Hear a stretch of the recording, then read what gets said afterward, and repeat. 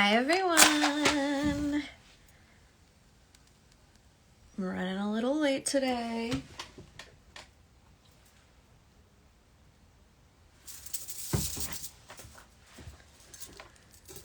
Good morning.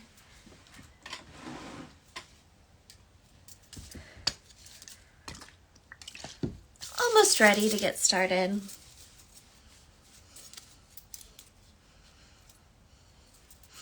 Ooh. The Florida water is really doing it for me today.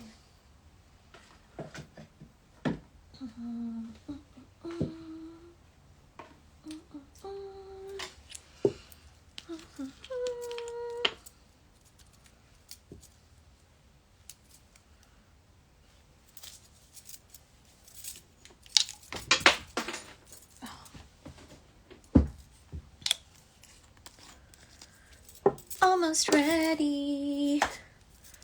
I promise. My hair is crazy.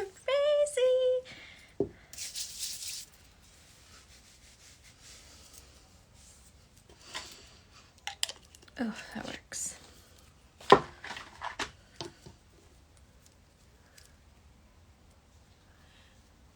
Hazel, you love Third Eye Bind? That's so cool. Thank you for being here. Can y'all hear me okay? Ugh, my eyes are watering from all the makeup I was wearing yesterday. Okay.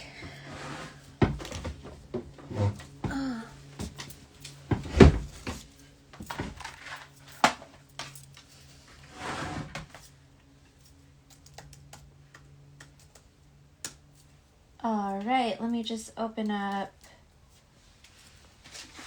Venmo and PayPal so I can keep track of everyone. Today, if you're just joining us, we are doing readings by donation. You can find the links in my bio if you would like a reading.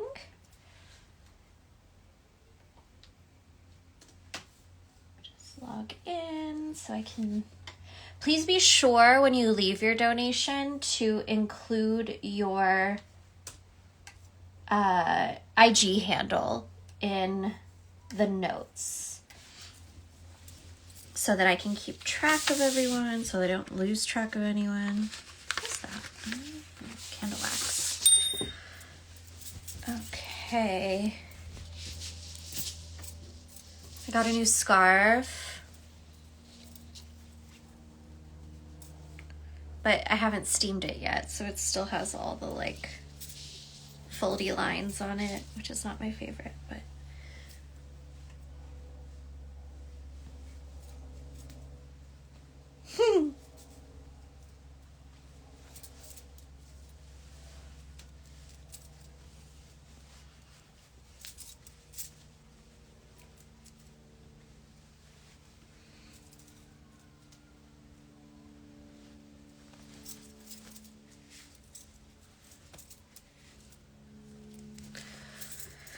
Okay.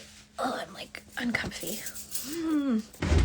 Happy new moon. Happy Halloween hangover to everyone. Happy All Saints Day, All Souls Day. Please remember to put your questions in the question box below, because if you leave it in the comments, I won't see it. They like move too fast and I can't keep track. But before we start, yes, put your questions in there's like a little, next to your comment box, there's a little picture of like a thought bubble with a question mark in it. Use that.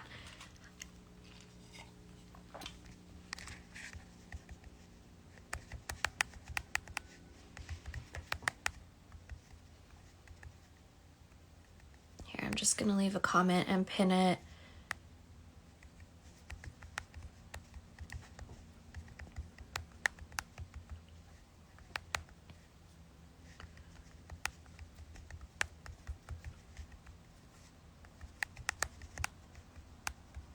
In notes.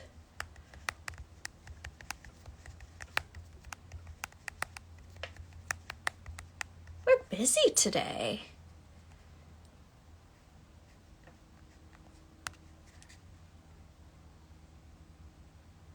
Okay, let me pin this comment. Let's get started by, if you're here with me, let's relax into our seats. If it's comfortable for you, close your eyes. And together, let's take 3 big deep breaths in through our noses and out through our mouths.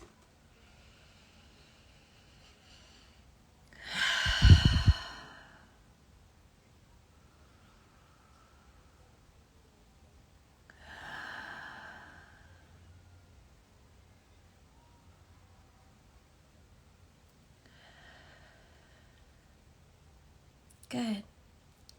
Keep taking those big, deep breaths as I call in the spirits.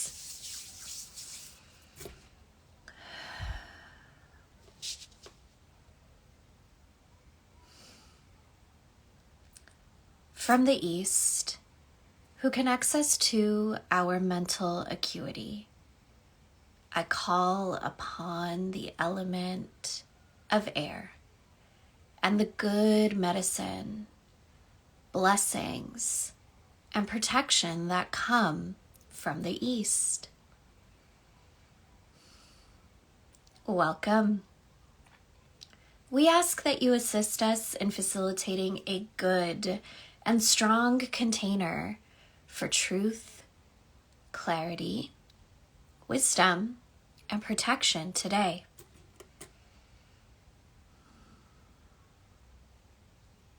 Welcome good medicine that comes from the East.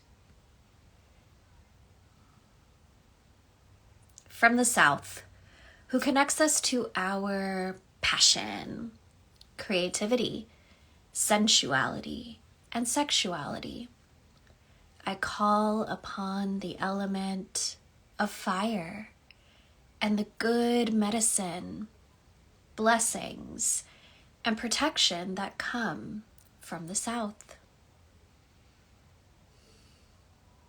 Welcome. We ask that you assist us in facilitating a good and strong container for truth, clarity, wisdom, and protection today.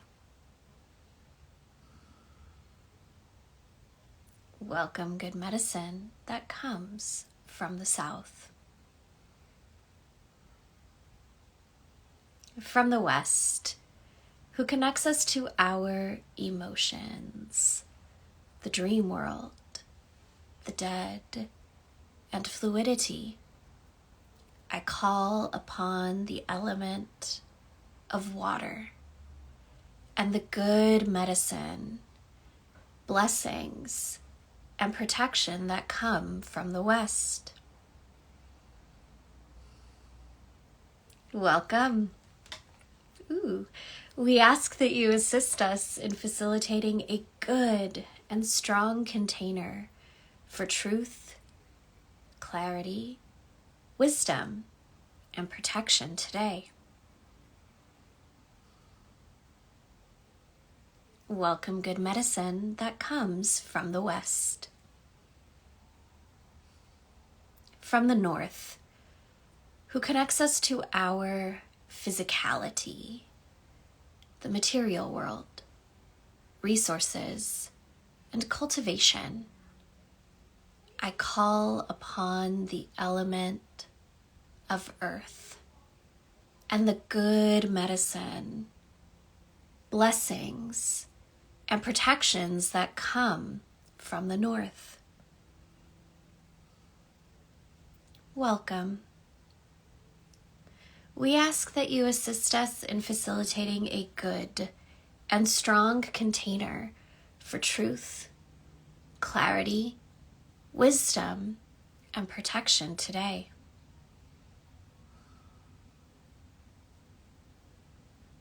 Welcome good medicine that comes from the North. From above, we draw down the golden light of Creator down from the heavens into our crowns, moving down through our bodies, plunging into the soil, connecting deep into the center of this good earth.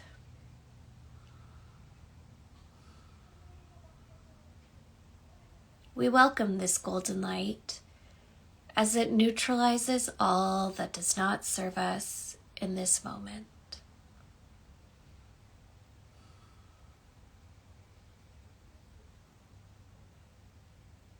We thank you, Creator, for your great dreaming and for our lives. From below, we draw up the silvery center of this good earth, up through the soil, into our bodies, moving up through our crowns, stretching high into the heavens.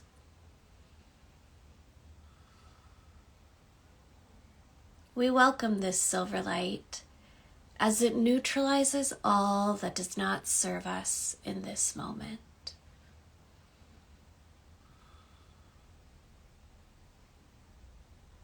We thank you, great above and great below. From the center, we rest our hands on our hearts. We breathe deeply into our bellies.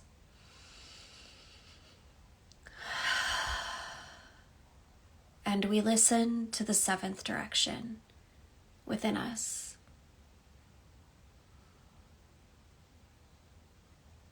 We thank ourselves for rising this morning, for meeting this day, its challenges, and its blessings.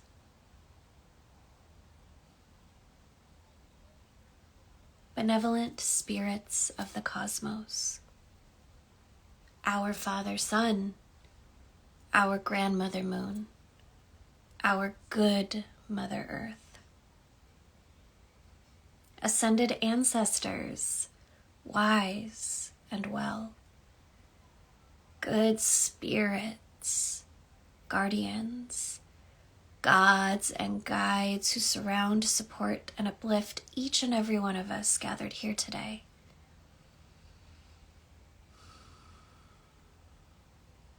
We thank you for being with us now. We thank you for your blessings and your protections now and always.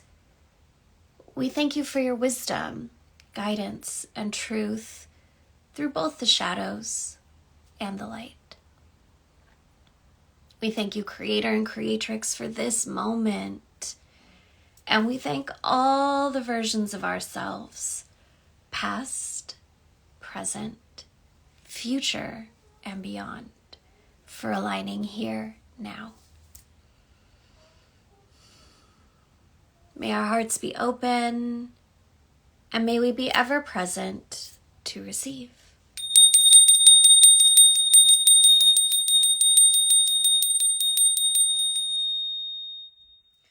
Ooh, that was a good bell ring. Good morning, good morning. My eyes are still watery from all of the makeup and lash glue I had on yesterday. Okay, let's get to it.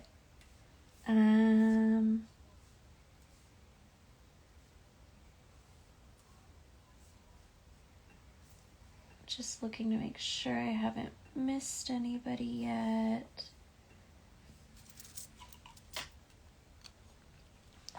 Where'd you all go trick-or-treating last night?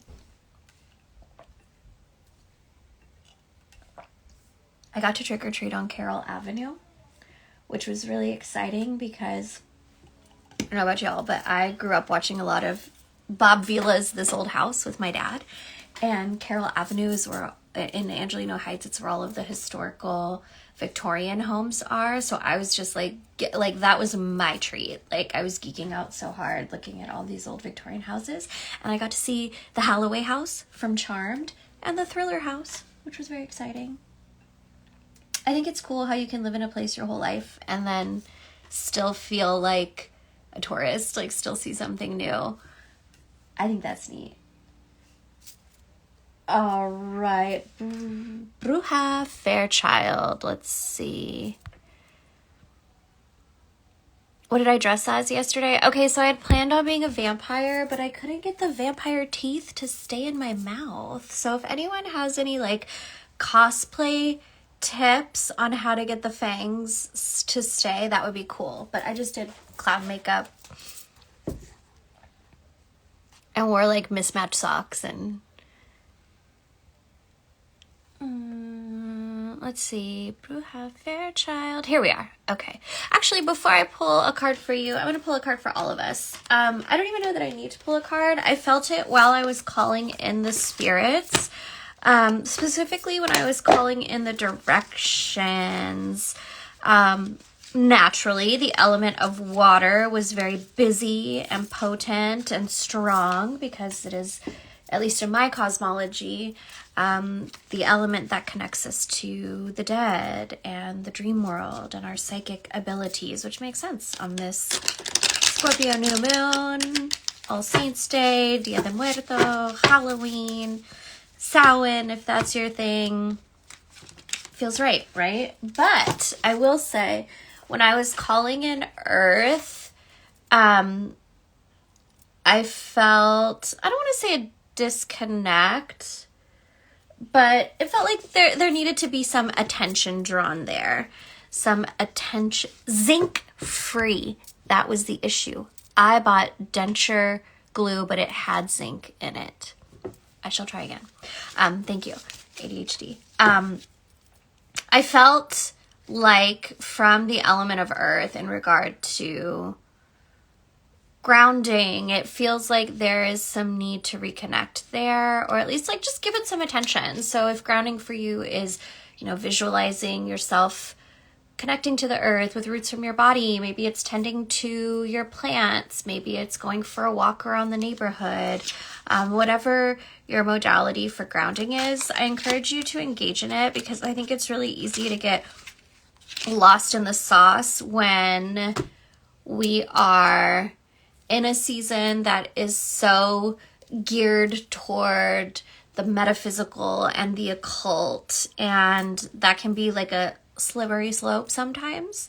So I encourage you, as much as you are enjoying and should be enjoying playing in the others, make sure that you're tending to your body, which belongs to this earth and does need to be grounded, so that you can practice your occult things safely. I did pull one card for all of us from Offerings Oracle, and this is actually my stalker card, Silence. And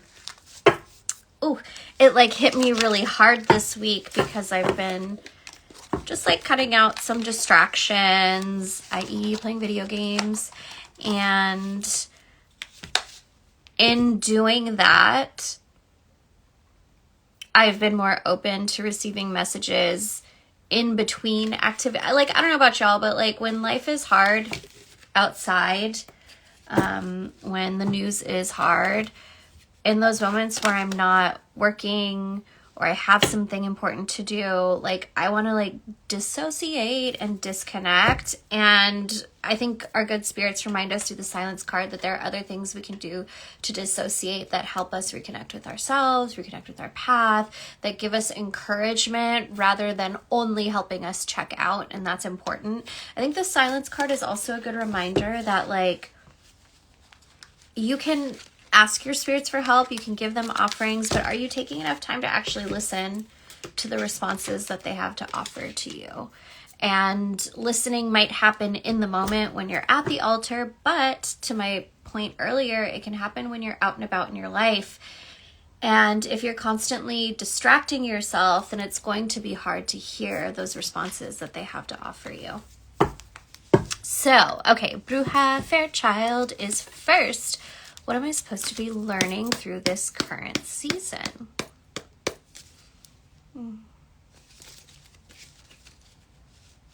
Big shuffle. Okay. Is this the right deck? Yes.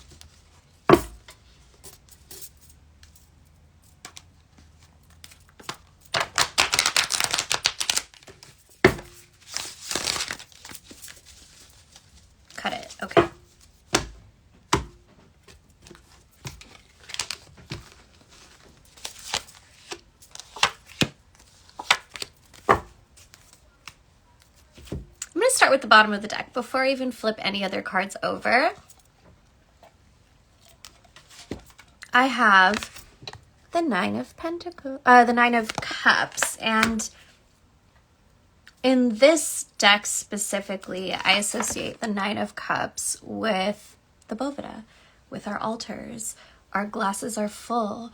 Our spirits feel cared for. Our spirits feel like we're paying attention to them. Our spiritual disciplines are in good practice and good standing, whatever those disciplines may be. And because of excuse me, I feel like I lost my voice from screaming, "Did you say thank you?"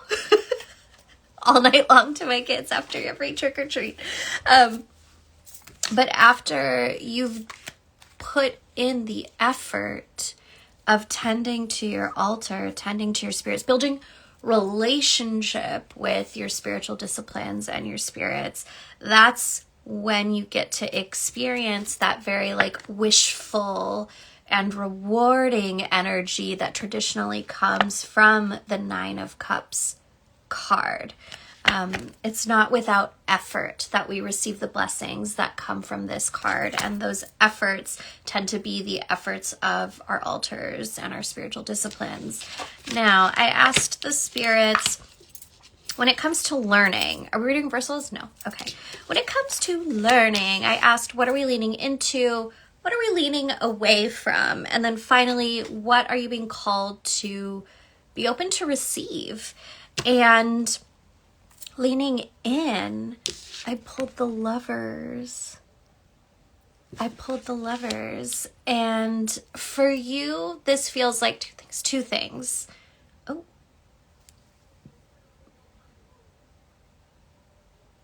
Okay. The first is your relationship with yourself. And the second is how this relationship with yourself affects or shapes how you have relationships with others. This is specifically the living. And I think one of the things that often surprises people, not always, but often surprises people about working with their spirits is that, sorry, my curtains are moving, spooky. In teaching us how, in building our spiritual disciplines, in tending to our altars, talking to our spirits, listening to them, receiving from them, inviting them to be a part of our lives, a lot of the work they do is about helping us be good to ourselves, helping us take care of ourselves. And that work has a ripple effect in how we have relationships with other people. Because in this process, we come to value our lives more. We come to see the ways that we've cared for ourselves that maybe haven't worked, and embrace new methods that feel really good and supportive rather than feeling good and destructive, or just not feeling good at all. And it seems like there are some lessons here to be learned about your relationship with yourself. And from there are lessons to be witnessed or experienced in your relationships to others. When I look at what your spirits want you to pull back from, interestingly, it's the Three of Cups. And what they're telling me, in conjunction with what they just said about the Lovers card, is that you can't you can't put the cart before the horse in this process. I think there's a part of you that wants to connect with community and integrate these lessons in your relationships with other people, be it romantic, friendly, familial, etc. And they're like, you got to start with you. You got to start with you. I don't see the Hermit anywhere here, so I'm not saying you need to isolate yourself, go into hiding by any means, but Spirit wants to make sure that you are putting the necessary time and attention into the relationship with yourself as you receive it through your spiritual disciplines, rather than focusing your intentions and energies entirely on how you connect to others. It feels like that's going out of order if you make that the priority. And then you'll find that your relationship with yourself suffers. It's got to be about you first, and that's okay. I think sometimes we can feel selfish about that, but I think it's not selfish at all to want to tend to ourselves so that we are able to be a good community member. Finally, what your spirits are inviting you to receive in this season of learning. Oh, I love this card. I pulled Strength. And what's standing out to me about Strength, there's so many different interpretations, but what's really standing out to me about Strength today is softness in approach. Strength, power does not need to be accessed by force. And I think that's one of humanity's greatest lessons, personally. We live in a timeline where power is taken through force and violence. But if we want to live in a world that feels different from that, we have to choose to invite in strength and power in a different way, starting with ourselves. If we want to live in a world where strength does not prioritize aggression or harm, we have to treat ourselves that way first. And then the ripple effect goes from there, which means, in those moments where you're being hard on yourself, ask your good spirits to help you correct your thoughts. Take a deep breath. Go eat something. Have a snack. Drink some water. Be nice to yourself. Even if you're a little bit hard at first, take a minute and reframe it. Your strength with yourself comes through gentleness and affection. And that in turn affects how you approach your relationships with others. Okay?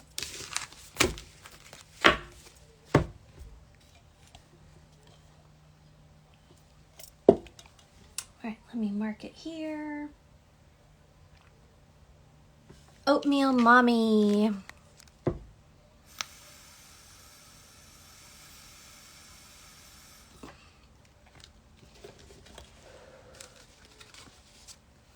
General check-in. Is this the right deck? Yes. Yes. Okay.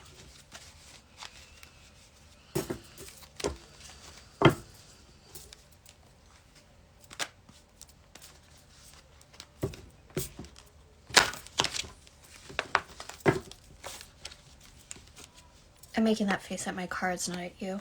This is my favorite deck, but it's a big one. It's not always easy to shuffle.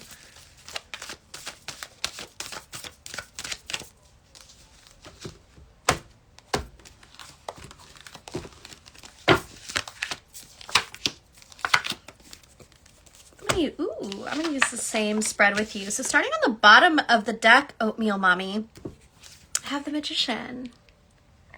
And the Magician reminds us that, A, we are in a season in which we are being invited to craft the life that we desire. And B, we have the power within us to create that life. And C, we have all the tools that we need in front of us already. And I think sometimes when we are petitioning our spirits, when we're asking for certain changes in our lives, we can get frustrated because we want to see that big result right away. And the truth is that those big changes come as the result of many little steps that we take along the way. And the Magician understands that with these tools that they possess on their altar, they are crafting those little changes, one stepping stone at a time. And this world has conditioned us to believe that everything has to happen fast or it's not going to happen. And that's a fallacy of, of nature. That's not true. the oak doesn't become the oak overnight, right? It's an acorn for a while, and then slowly it germinates in the soil, becomes a sapling, and years later becomes a giant, beautiful tree that lasts a lifetime, creates legacy, creates more trees. I'm not saying that what you're asking for will take years, but maybe. But do not discount the good work that you do along the way to bring your visions to life. Now, looking at what your spirits are inviting you to lean into, I pulled the Six of Pentacles. And in this case, it feels like acts of service. Acts of service for yourself, acts of service for your spirits, acts of service for your ancestors seems to be like, woo, woo, like the big one. It feels like acts of service for the community of your ancestors. So I would consider, do your ancestors need offerings? Do your ancestors need conversation? Do your ancestors desire music or smoke or spirit or libations or drinks, coffee? Do any of your ancestors need elevation? It makes sense. It's in right timing that this comes up right now. When I ask what your spirits are looking for you to lean away from, I pulled the Justice card. And in this case, it feels like overanalyzing everything, which, easier said than done. But in those moments where you find your brain really overthinking things, being overly critical, trying too hard to figure out, what's the point of this? Sometimes we only discover the point when we arrive at that moment. We can't always know the result of the work that we're doing. It's part of the mystery. And part of life and part of being the magician is that we take risks, not knowing what will come of it, but we do it because it feels right. It feels in alignment. And, come what may, whatever comes of it, we trust that we are truly paving those stones along the way toward our desires. Let's see, the last card, what your spirits are inviting you to receive, I pulled the Knight of Cups. And it feels like romance is a big part of this season for you. And it starts with romancing yourself, romanticizing your life, finding the ways to infuse romance in the way you are in relationship with you, with your altar, with your body. That's where that energy begins to be nurtured and grow. And it feels like that romantic energy really helps push forward whatever intentions, petitions that you're working on now. So have fun. I think it's good to romanticize our lives a little bit because it helps keep us going, helps keep us excited despite the horrors. Thank you, Oatmeal Mommy. Okay. Let's see. Flower Fairy. Arev Alchemy. I don't see you here, Flower Fairy, so just... Oh, it's because you wrote it in the comments. Okay. A check-in. What do my ancestors need from me? Might not make it to the live. Okay, you got it.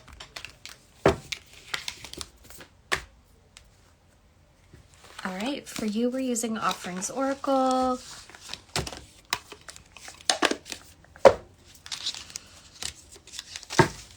By the way, I love seeing your posts and your stories with Offerings Oracle. Please tag me because I really enjoy seeing this tool in action and the way it's of service to all of you. Cut the deck, okay.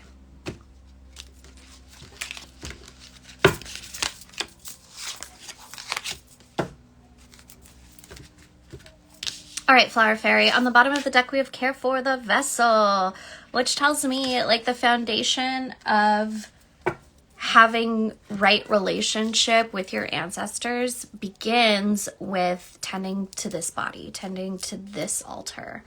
I think that often our spirits surprise us, kind of like what I was talking about earlier. Often our spirits surprise us when we're like, what do you want? What do you need? And they're like, we want you to take care of what you need first. We need to make sure that you're well, that you're fed, that you're watered, that you're rested first. So, and you know, our bodies are connected to this earth. This earth is connected to our ancestors, to our lineages. And in caring for ourselves, we are offering elevation. We are offering comfort and care to those who came before us. When I look at, is this supposed to be reversed? Yes, interesting. Okay, when I look at what your spirits are inviting you to lean into, I pulled prayer. This tells me that like the most important offerings you can make, aside from caring for your body, caring for yourself, is your voice. Use your voice to say what you need, say what you desire, say what you're feeling, to entertain your spirits. Using your voice and being very vocal with your spirits is well received. Also, they like letters too. If you want to write them a letter, they would greatly appreciate it. When I look at what spirit is asking you to lean out of, I pulled Ancestral Elevation reversed. And what they're telling me is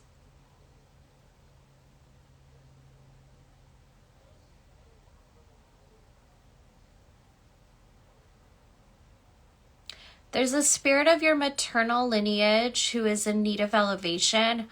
However, they implore you to not offer that elevation ritual until after the new year. So like January, February would be better. They said February would be better.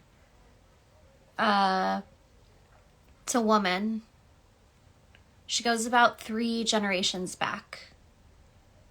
She's tired, but she's still working on some stuff before she will be ready to like receive the benefits of that elevation. And I think that's why they're telling you to wait until February.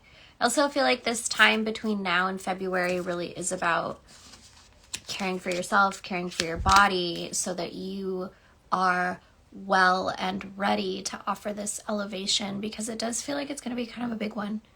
It might be a little taxing. Finally, what I see your spirit's encouraging you to receive is gratitude. I think it's easy to feel nihilistic right now. I think it's easy to feel overwhelmed and disheartened by the world around us. But I encourage you to start leaning into your gratitude practice and finding the little things that you are grateful for in this life, no matter how silly or how small, and speaking them out loud or writing them in your journal on a daily basis, if possible, because leaning into our gratitude, leaning into the things that are good for us, helps give us the strength, the courage, the faith that this world can be better and can be different. And inviting your good spirits to be a part of that time when you're offering up your gratitude, I think will be really helpful and rewarding for you. Beautiful. Beautiful. Thank you, Flower Fairy. Okay, let's see who's next. Jenny Butler.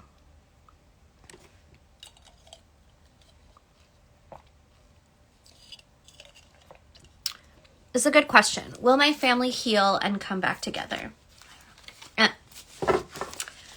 When it comes to questions like this, yes or no? Especially yes or no questions that involve more than one person, more than one mind, it's important to consider that rarely is there a set yes or no in the cards, because everybody's got free will and everybody's got their role to play. And whether or not others choose to step up to the plate is beyond your control. It's not up to you.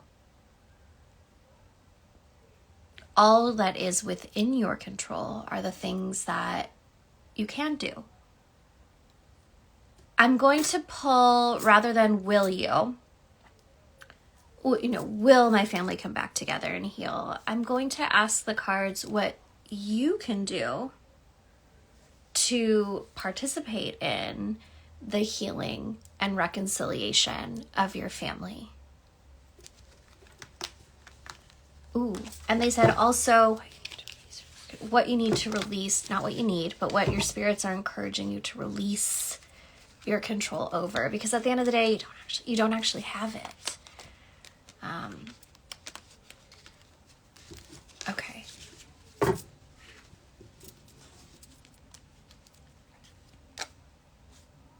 Is this the right deck? Yes. All right.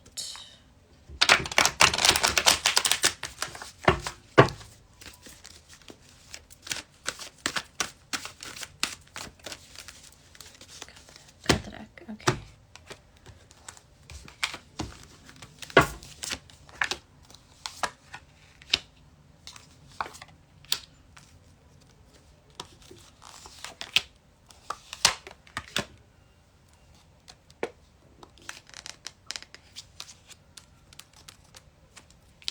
Okay.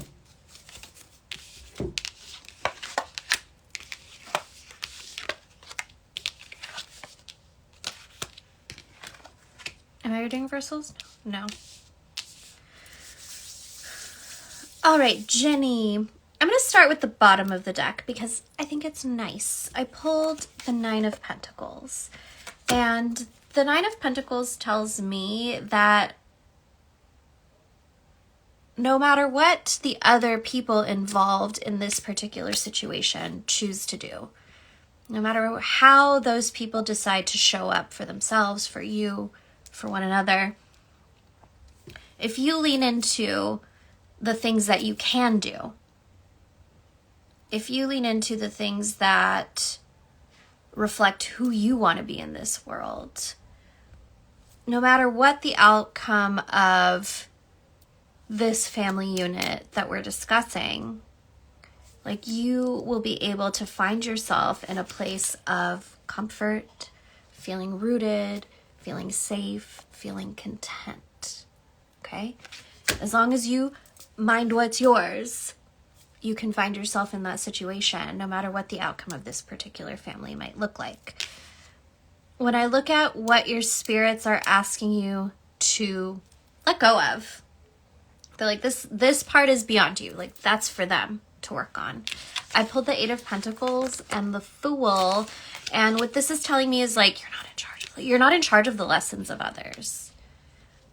You are not in charge of the lessons of others. And I think when we love and care for someone, we can see the things that they need to work on. We can see the lessons that are trying to, like, that are smacking them in the face, and we can feel really frustrated because we're like, I just want you to see this too. I just want you to see this too.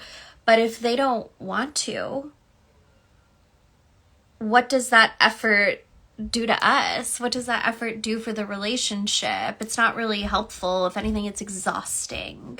So your spirits are like, release yourself from the need to be the teacher, from the need to have to point out these lessons, because also I feel like sometimes when folks aren't ready to acknowledge the lessons that are right in front of them, they get mad at you. They get mad at you, the messenger. They're like, wow, you don't know anything. You're so annoying. Why are you pressing this? And it's not that you're doing anything wrong. It's just that by minding theirs rather than minding yours, which is hard when you love someone, you can't help it. You want to help. But by minding theirs rather than minding yours, like, it creates more tension. It creates more tension. This is not always the case, but it feels like that's the case in this particular situation. And then with the Fool here, who was originally reversed, but they had me flip them right side up. What I'm getting from this version of the Fool is like there's a lot of impulsivity. There's a lot of impulsivity, and there's a time and a place for impulsivity, right? Like the Fool can encourage us to take really good risks and to change our lives in moments where it feels like wild to even think that it's possible. New beginnings. There's a sweetness and a freshness that comes with the Fool. But in this case, it feels like impulsivity is feeding the flame of discontent with themselves, whomever these other parties are. And I feel like sometimes with you too, because you're like, let's think about this. And they're like, I just want to do stuff.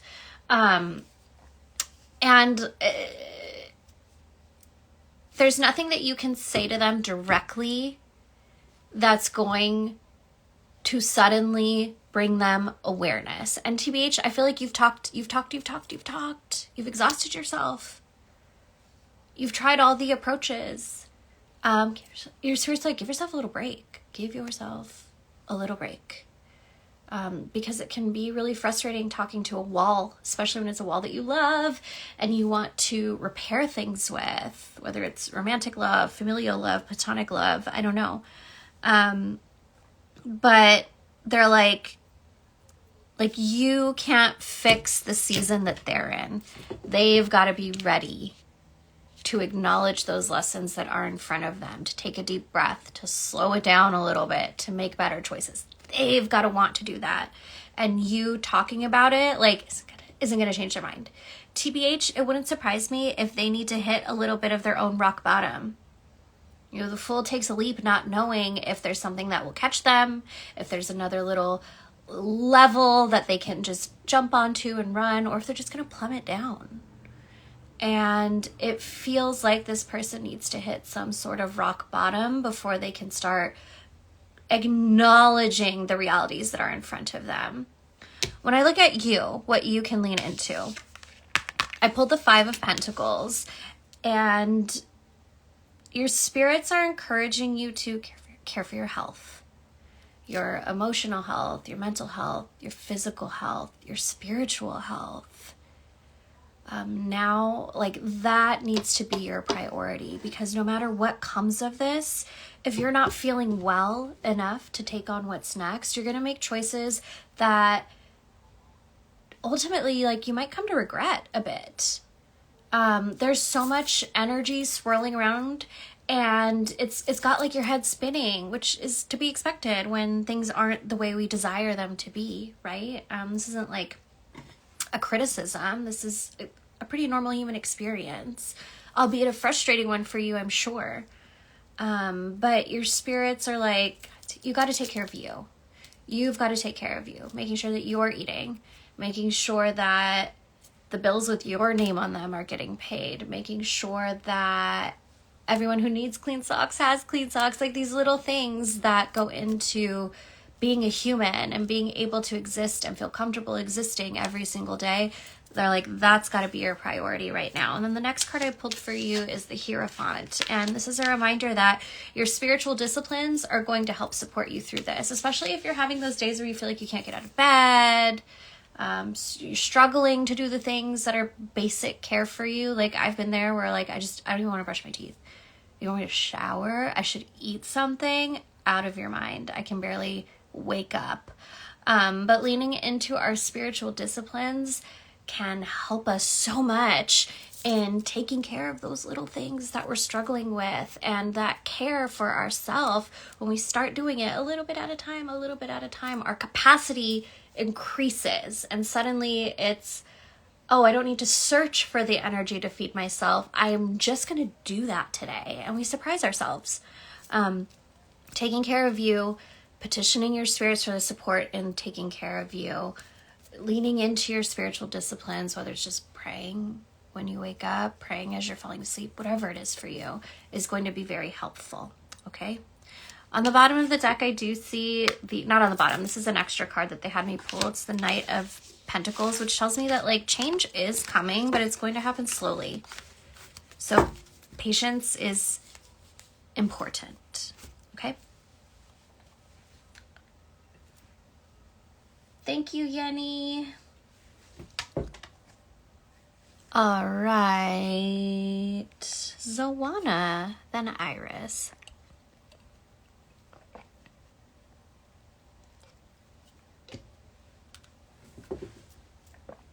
General check-in, you got it.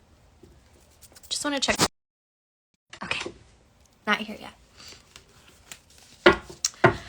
All right, check-in. Oh, got it. Okay. Yu-Gi-Oh wants me to use Offerings Oracle.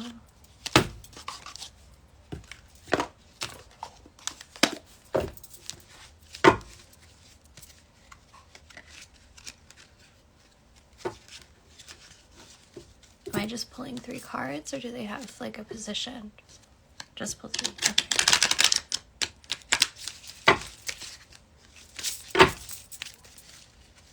Cut the deck? Yes. Okay.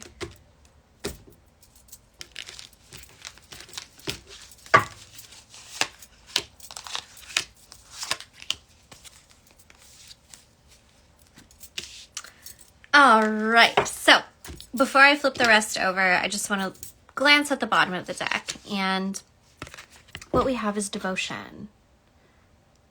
And this card reminds us that showing up at our altars with consistency can be quite the catalyst for the change that we desire in our lives. It builds the strength of our good spirit so that they can support us the way we need to. And also, it helps increase our sensitivity to the messages of our good spirits. I think when we see the devotion card, we can feel overwhelmed because we're like, well, what else do I have time for? Like, I've got so much on my plate. I've got so much on my mind. And when it comes to devotion with our spirits, begin by committing to something you know you can manage. Whether it's saying hello to the altar every morning, or talking to them when you're in the shower, while you're brushing your teeth. Think about like, what truly do I have capacity to commit to every day or every other day, whatever it is, and start there. And the more that you show up with this consistency that you've promised, the more that you find space and capacity to do bigger or different things. No gesture is too small if it is a gesture made in earnest, in sincerity.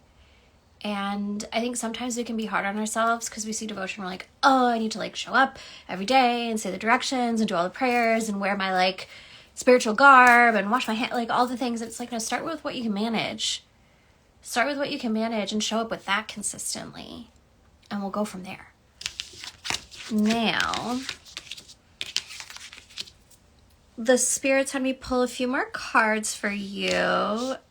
Everyone's stalker card. I pulled Silence to start. Silence. And again, like, this is a reminder that a break from distractions is needed. So like, what is meditation? What is quiet time for you? How do you quiet your mind? Maybe it's not quiet around you, but how do you quiet your mind?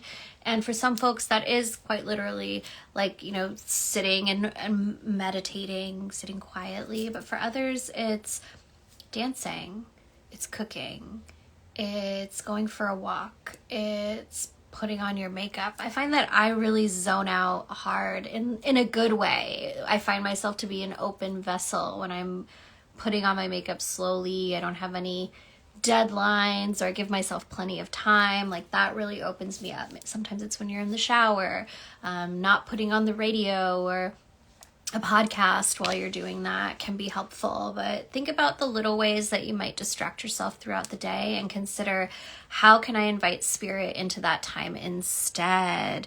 The next card that I pulled is Service. They said it's less about you showing up in service of others and more about you being open to the idea that others desire to show up in service to you.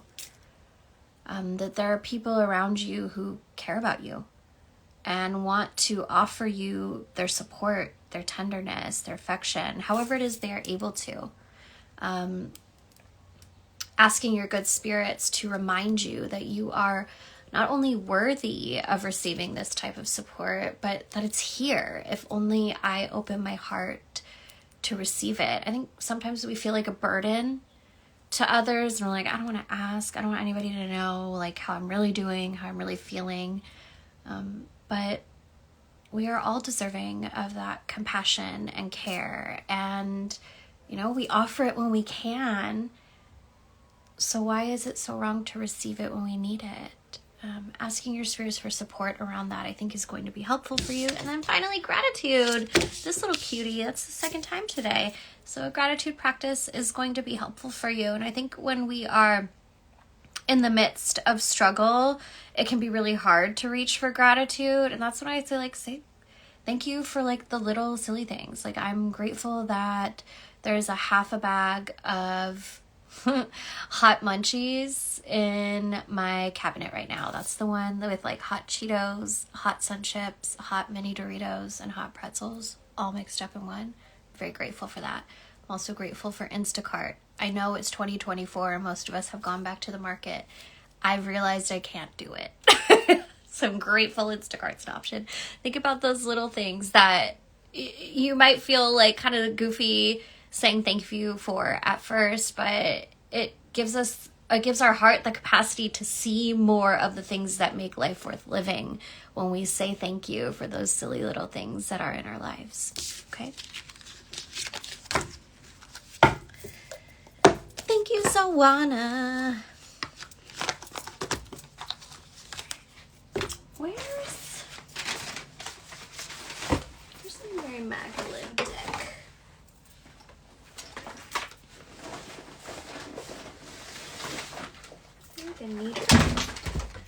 I did an event at my kids' school last week and took not all of my decks with me, but a lot of them. So like nothing is where it's supposed to be right now. And I should probably fix that. I should probably fix that. Let's see. No. Hold on. I'm going to grab a deck from over here. Give me a second. Iris, you're next. Actually, I'm going to take a quick bio break. If you need to refill your water, you should do that now. And I'll see you in like 5 minutes, okay?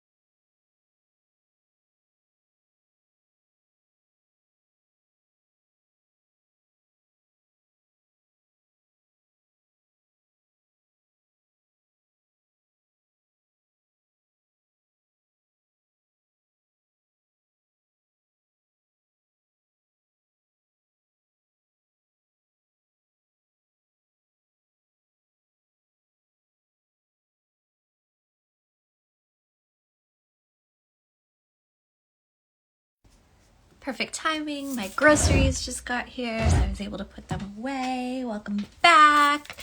And I believe Iris is up next. Okay. My uncle of the soft cloth that I have elevated twice shows up in almost every tarot reading I do as the King of Wands. I do not understand what he is asking for. He's so insistent. Can you please clarify what he's asking for? Thank you, Mommy. Yes.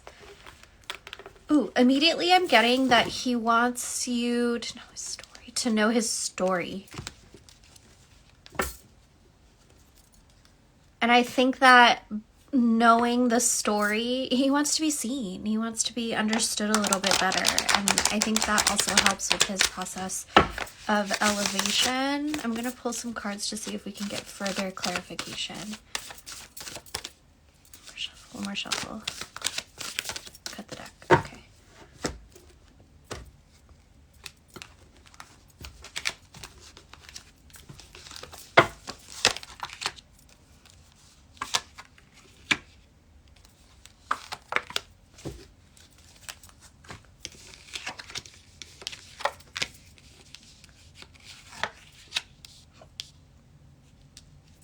No reversals. Okay.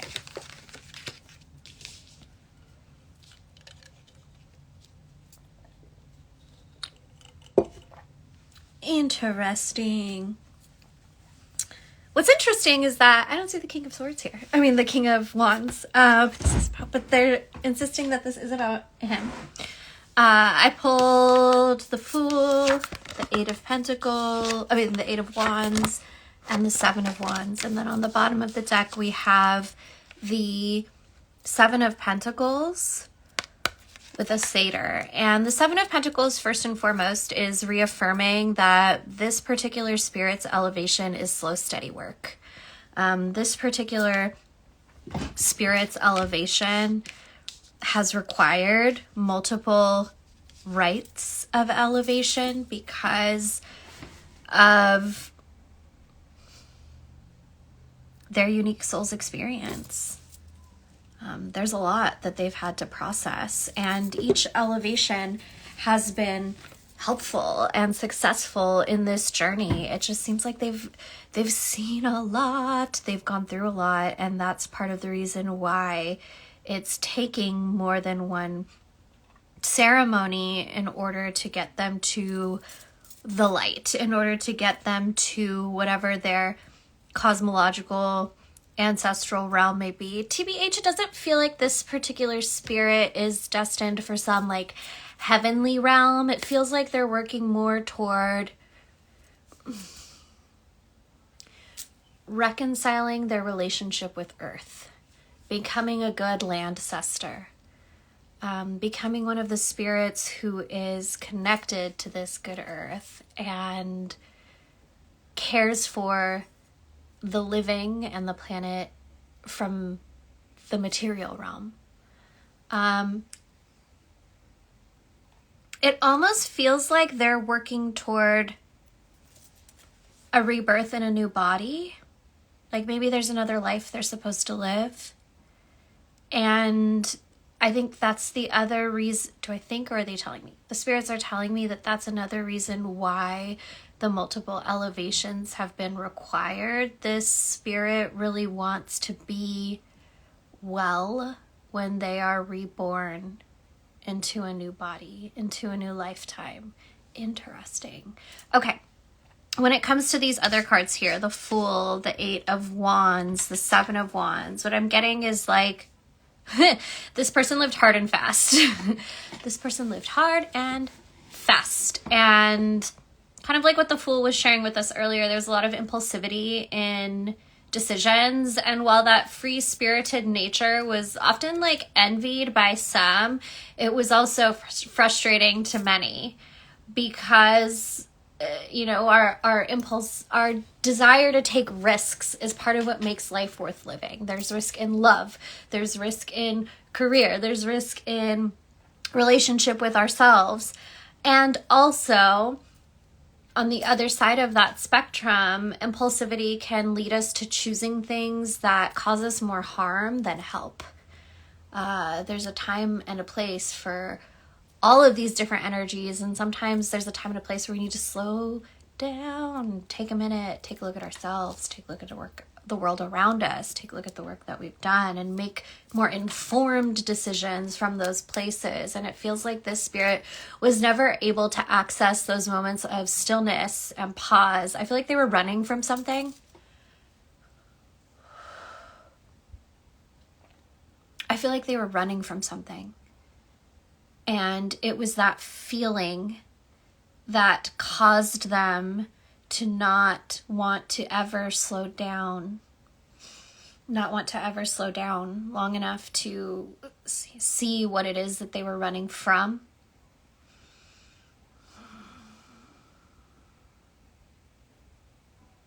I keep hearing like everything happens so quickly, everything happens so fast.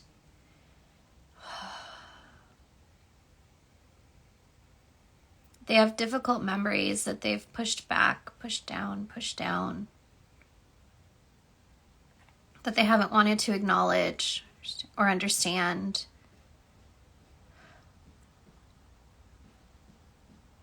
They don't want you to have to see or know what those memories are. They're at a place where they are well enough to understand that, like, they're not really interested in like trauma dumping on you. I think they want to offer more context to why it's taking extra effort in order for them to elevate to a place where they get to move on to whatever is next for them.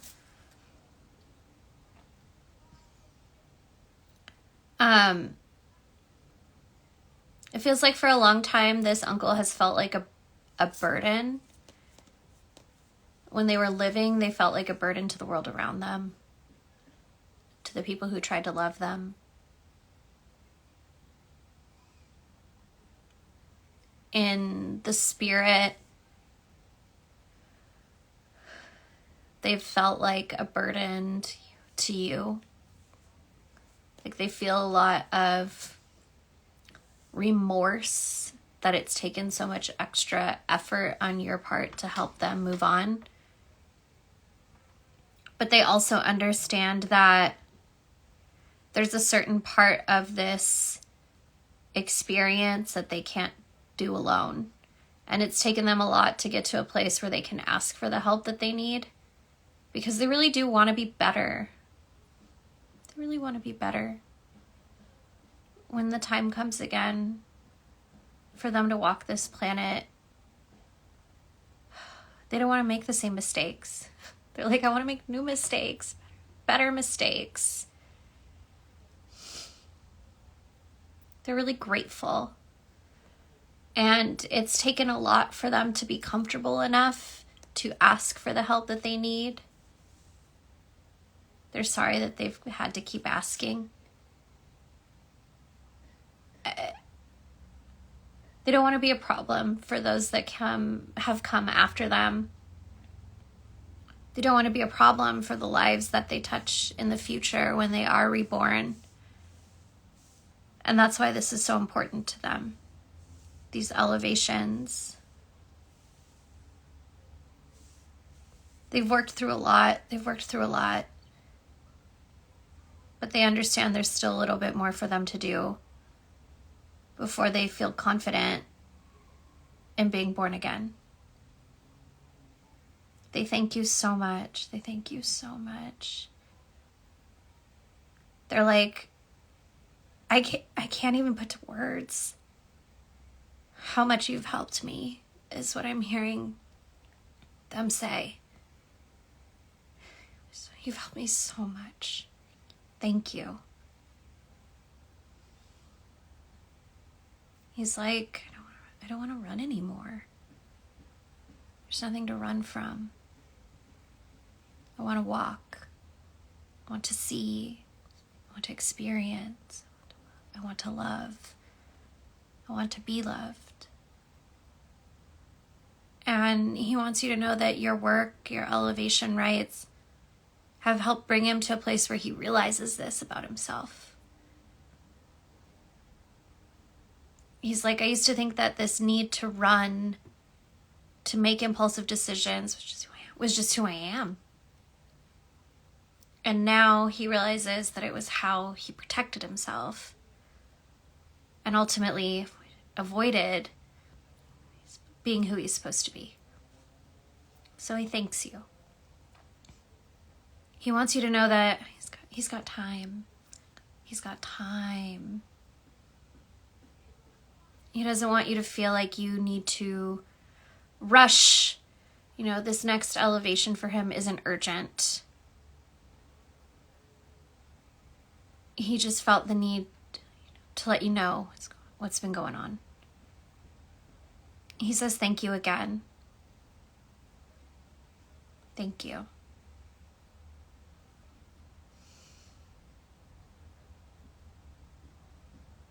He also says that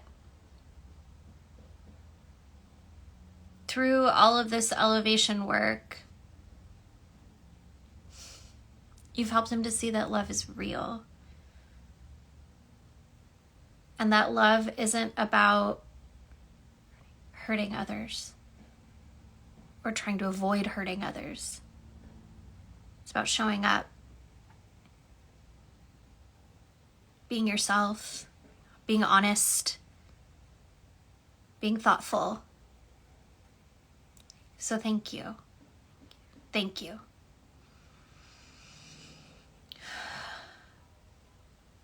Oh, he's gone.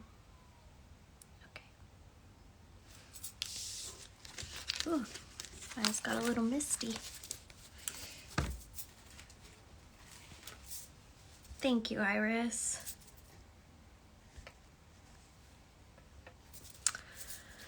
Oh, la la.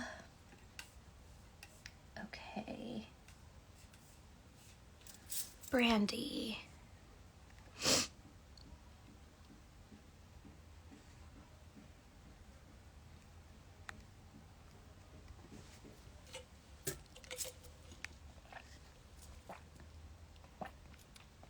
I miss you too, Brandy.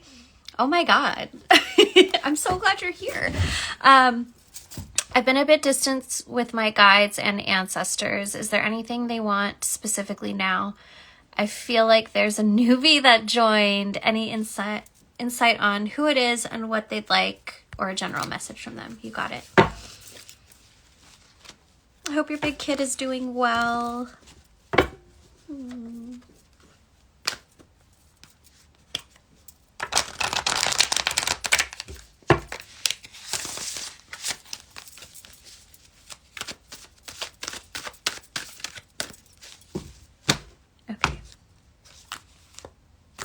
They said 2 from here, 1 from Offerings Oracle.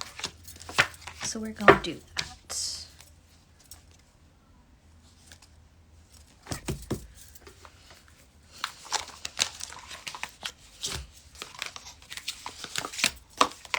I definitely do feel another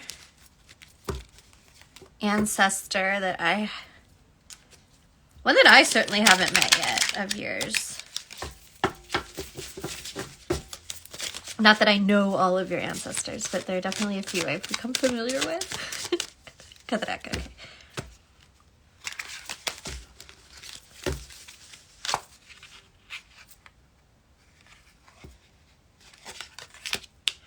Oh, that's interesting. Okay. So, when I look at the bottom of the deck, I have the 7 of Swords reversed, and they're like, no, it's definitely reversed. And what I'm receiving from this is like, this is a spirit who isn't afraid to confront things. Isn't afraid to confront things head on. I definitely get like a feminine energy. She calls herself a woman. She's kind of like, she kind of has that vibe where, you know, she'll sit with her arms folded and kind of squint her eyes at you or at a situation. And you know, like in that moment, she's really seeing things for what they are. Like that's her vibe. She looks around and she's like, there's no like pulling wool over her eyes ever. No matter how well one might think they may be doing that. She's also like the kind of person who will just like say what she sees. And it's not like an attack. Although people who have discomfort in their consciences might interpret it as an attack. But she's just like, I mean, it's a fact. It's what's happening. It's what's in front of us. It's what I see you doing. It's what I see you saying. I feel she's definitely a mom. She's definitely a mom. And it feels like she's connected to your maternal lineage. She's connected to your maternal lineage. She says she's from the way back. She's from the way back. I see like she's smoking something, but I don't necessarily think it's tobacco. I don't think it's cannabis either. It's something else. She likes to have a glass of palm wine in front of her, but she doesn't drink it. She just likes to know it's there. Because she likes to stay sharp, you know? She likes to smell it. She likes the idea of wine, but she doesn't actually need to drink it. She likes to stay sharp. On the bottom of the... not on the bottom, but when I pulled a card from Offerings Oracle, as she instructed me to, I pulled prayer, but it came out reversed, and I asked if this is correct, and she said yes. And she said, I'm a spirit of action. I'm a spirit of action. Others may take your prayers and carry them out, intercede on their behalf, but I'm here to help show you what to do. She's really here to help you get clarity on what's going on and clarity on what your next steps are. And it feels like when she gives you clarity around what actions you could take, it's less about, you know, take 3 steps to the left and then go straight for a mile. It's not really like that. It's more like she shares with you all the things that she's seeing you do, seeing you want, seeing other people do, and she puts them all together and shows them to you, and she's like, so you tell me what's next. She's really here. She's really gifted at helping her children, her descendants, like make decisions for themselves.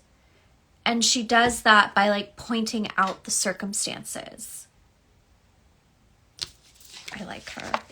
When I look at the cards that I've pulled, I have the King of Wands reversed and the 5 of Cups. And,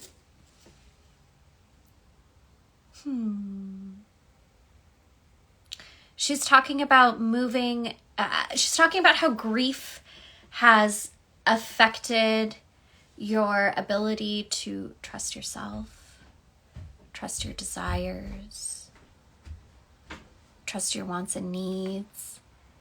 And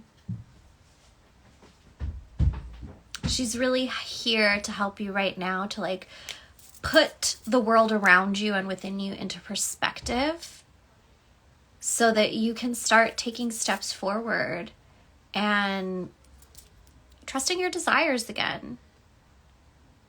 She's like, sometimes things don't work out. That doesn't mean it wasn't worth the risk or worth the experience. And she's here to like stoke those flames inside of you again so that you can start feeling excited about what's ahead. She loves you very much. I see lots of orange around her. Orange, orange, orange. Yeah, oh, yeah, she likes orange.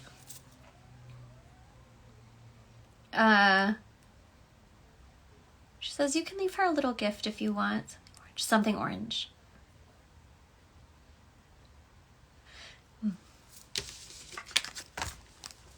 Love her.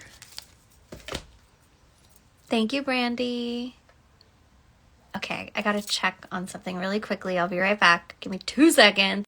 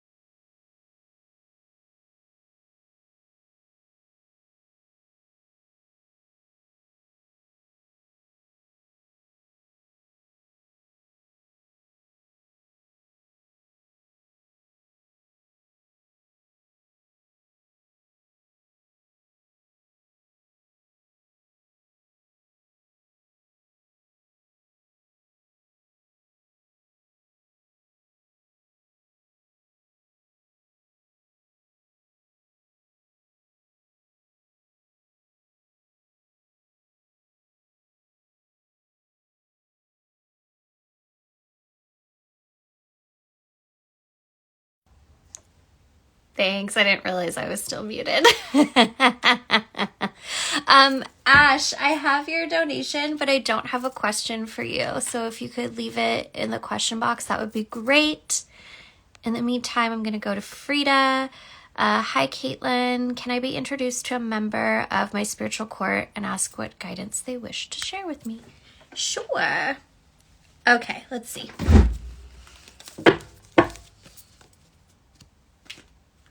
Switching decks for you. All right.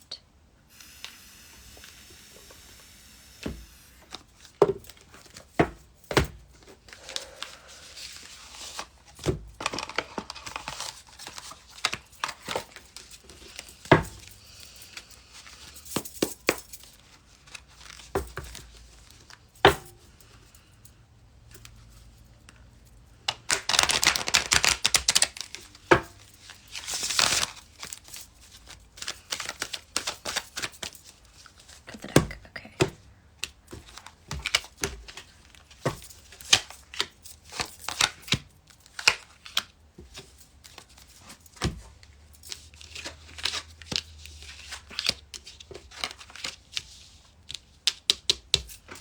All right, so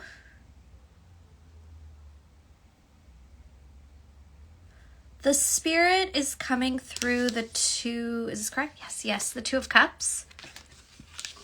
And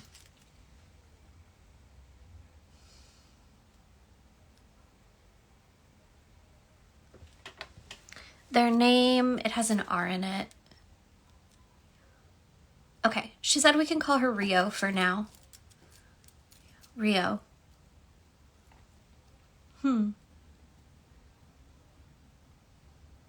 She's a spirit that's connected to the land. Ancestral land, or land where Frida lives now. Ancestral land. She's a spirit tied to ancestral lands. She was human once. She's been many things. She's been water. She's been plant. She's been star. Sometimes she comes to you in her different forms, but often she comes to you as a woman dressed in white with long dark hair. She's very nurturing, very loving, very boisterous, very warm. She likes to give advice. She's here to help you with many things, but it feels like right now the focus is on nurturing your heart. She talks about grief, heartache. And she's here to help you with tenderness, compassion, around healing those parts of your heart that feel broken, let down, betrayed. She's a healing spirit. She heals with water. And she encourages you to speak to her at any time, but especially when you're bathing. She communicates primarily telepathically. And it feels like she's speaking like her indigenous language. I'm getting things through translation. So you might find that like the messages don't always make immediate sense. It takes you a minute to kind of like put the puzzle pieces together. She says that's part of the fun though, isn't it? She asks you to invite her to, or to like give her permission to offer healing to your heart. Because she really wants to give it. She really wants to give it. She loves you. She's here for you when you're ready. Ooh.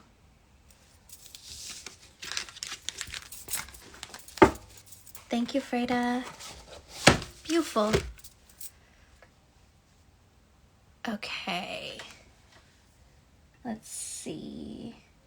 I'm going to jump over to PayPal. I know there's more on Venmo. I just got to refresh it.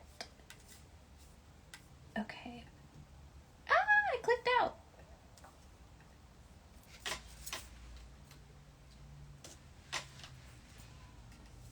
But I know there are a few people who have been waiting for a minute who sent via PayPal.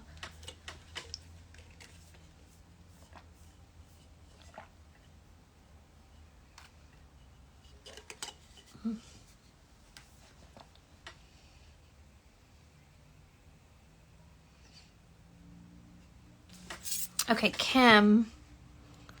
Kimmy. Here's my question. I want some insight into what offering I might need to provide or what I might need to do to ensure this newest restaurant venture with partners that I'm entering into will be successful.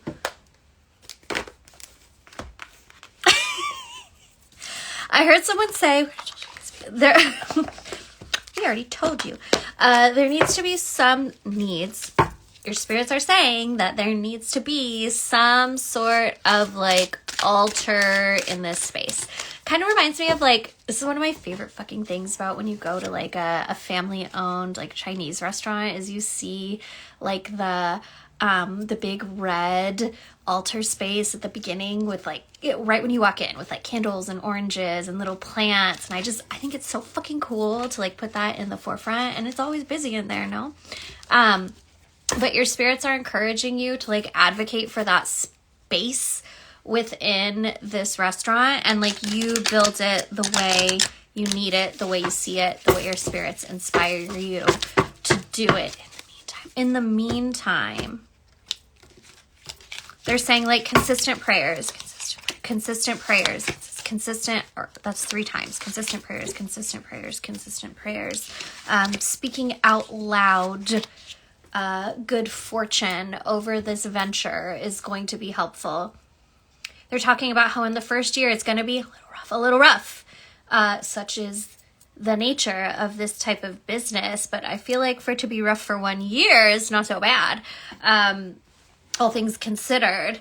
But they don't want you to get discouraged with all of the like kinks in the chain that come up in this first year. Like these are learning experiences, not moments where your spirits are telling you this is entirely wrong, close it down. You did the wrong thing, right? No, like this is pretty normal. And these are opportunities when you get to these little obstacles throughout the first year of being open. These are opportunities for y'all to make it work better for everyone, for you, for everyone. And to approach those moments as such is important for your sanity, for the success of the business, and for the relationship you have with your partners. Your spirits would like, oh, this is so weird. Okay, so the deck that I use of Offerings Oracle was the very first sample. And sometimes I pull cards from it and sometimes I go through the deck and realize there's more than one of some of these cards. And twice I pulled Libations, which I feel like Libations once tracks for you and your ancestral spirits. Like they tend to like the libation, but that it came out twice together is no coincidence. They want some drink. They keep saying like the palm wine, if you don't have that. And if you don't have that, cognac is good. Make sure those libations glasses are refreshed regularly on your personal altar, and even on like the altar that you ultimately end up making within the business space. Then I see the hearth, which is just so perfect and in alignment for a restaurant. Like, do you keep doing, embracing that divinely given talent that you have to create food that's not just nourishing, but that is an experience. Like, remember that your hands are healing.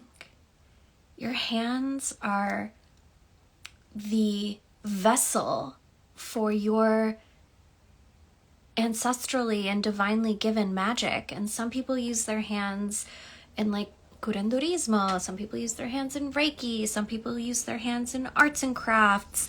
Like, you use your hands, the magic in your hands, to create food. And keeping that in your mind while you're doing those things that often just feel like, okay, I'm going through the motions. But remembering, like, I'm not just going through the motions. Like, I am quite literally making magic.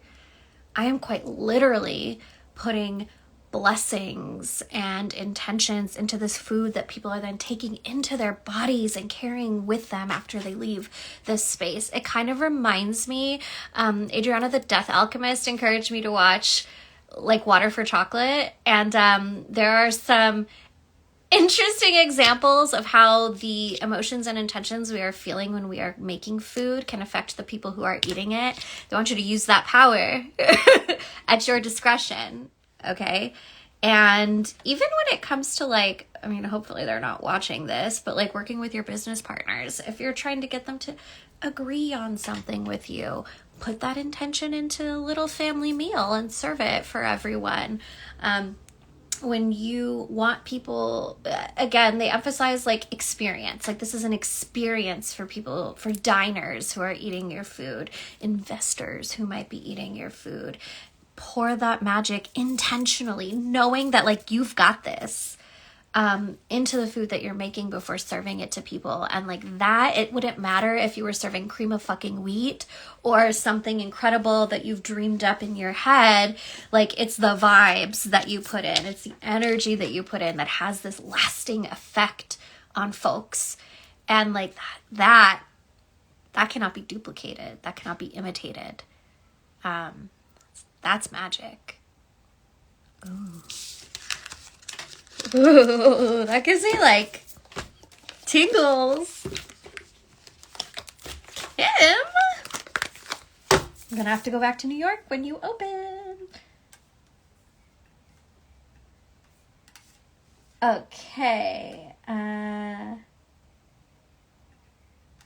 Ingrid.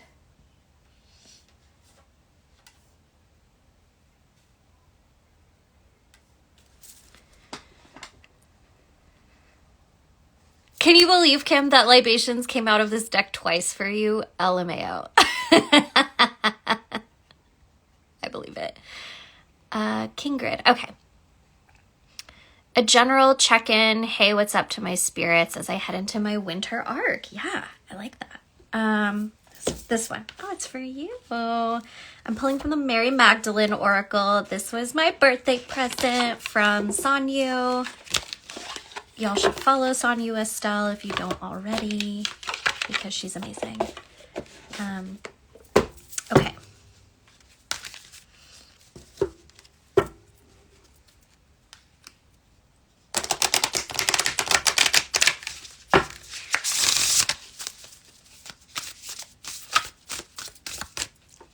Cut the deck. Okay.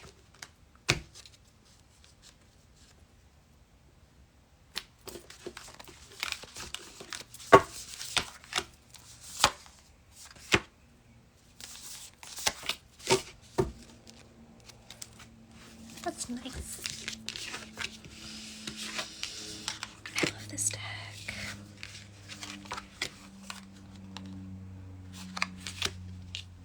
All right, so on the bottom of the deck, we have a very sweet card, which is the good. I am inherently good. And I think the inherent goodness of humankind is something that is widely debated by theologists and philosophers and scientists and the like, humankind in general, right? But I believe people are inherently good. I think that we make choices based on our experiences and the things that we learn from others. But I also feel like we have the ability to recognize when something feels out of alignment, or we want to do something differently, or we want to show up better. And I think your spirits, or are they telling me? Your spirits are telling me that this winter arc is a good time to embrace self-reflection and self-forgiveness. We've all been in positions where we've had to make choices that maybe we don't feel so great about in the moment, or maybe we don't feel great about later when we know better, or we have access to more resources than we did at the time when the choice was made. And your spirits are inviting you this winter season to look at those things that might be hanging out in the dark, hanging out in the shadows, and say, like, I forgive this version of me for the choices that they had to make, the choices that they did not know better than to make, maybe the choices that they did know better and made anyway. This really feels like a season of self-reflection and self-forgiveness. And in those moments where you identify the things that you want to forgive yourself for, also consider, like, who am I now? What do I know now that I didn't know then? What resources do I have now that I didn't have then? How would I approach that situation now? And when you take that time to consider how this current version of you would have handled those things, instead of feeling shame about the past, feel proud of how far you've come. Feel proud of how much you've learned, how much you've come to understand, how much you've grown. And recognize that, like, you got to this place of seeing better options because of who you were back then. You might not be proud of every choice that version of you or those versions of you have made, but they helped make you who you are now. And offer them some compassion along with that forgiveness. Offer them some gratitude along with that forgiveness. I was a shithead for a long time, but the lessons that I learned being a shithead are what have helped make me into a version of myself that I'm really proud of now. And I can be mad at those past versions of me, or I can give them empathy and compassion and gratitude for helping to form me into who I am now. And it feels like that's a lot of I don't think it's a challenge, it's an invitation over this winter season. Oh, so much comes through just one card in this deck. It's quite beautiful. The next card I pulled for you is the Dove. The Spirit speaks through the body. That tells me that this is a good time to connect with your body, connect with your vessel, and start to notice the ways that your intuition, your spirits speak to you through your body. I can't remember if you were into the Veil or not, but if you're an alumni, you have access to the current course content, and we did a guided journey that was all about identifying the spaces in our body where our intuition speaks, our good spirits speak, versus our anxiety, and it helps us with our discernment. And I think our bodies can be one of our strongest spiritual tools of divination and spirit communication. So I encourage you to start to listen to the different parts of your body that speak to you. And a good way to build relationship with your body so that you can understand the messages is by taking care of it. Eating when you're hungry, drinking water when you're thirsty, resting when you can, treating your vessel with tenderness and affection. Okay? Very cool. Thank you, Kingrid.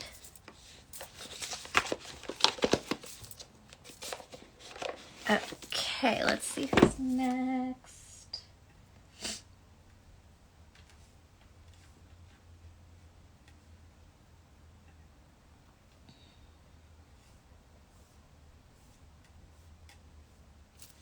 Macdeath.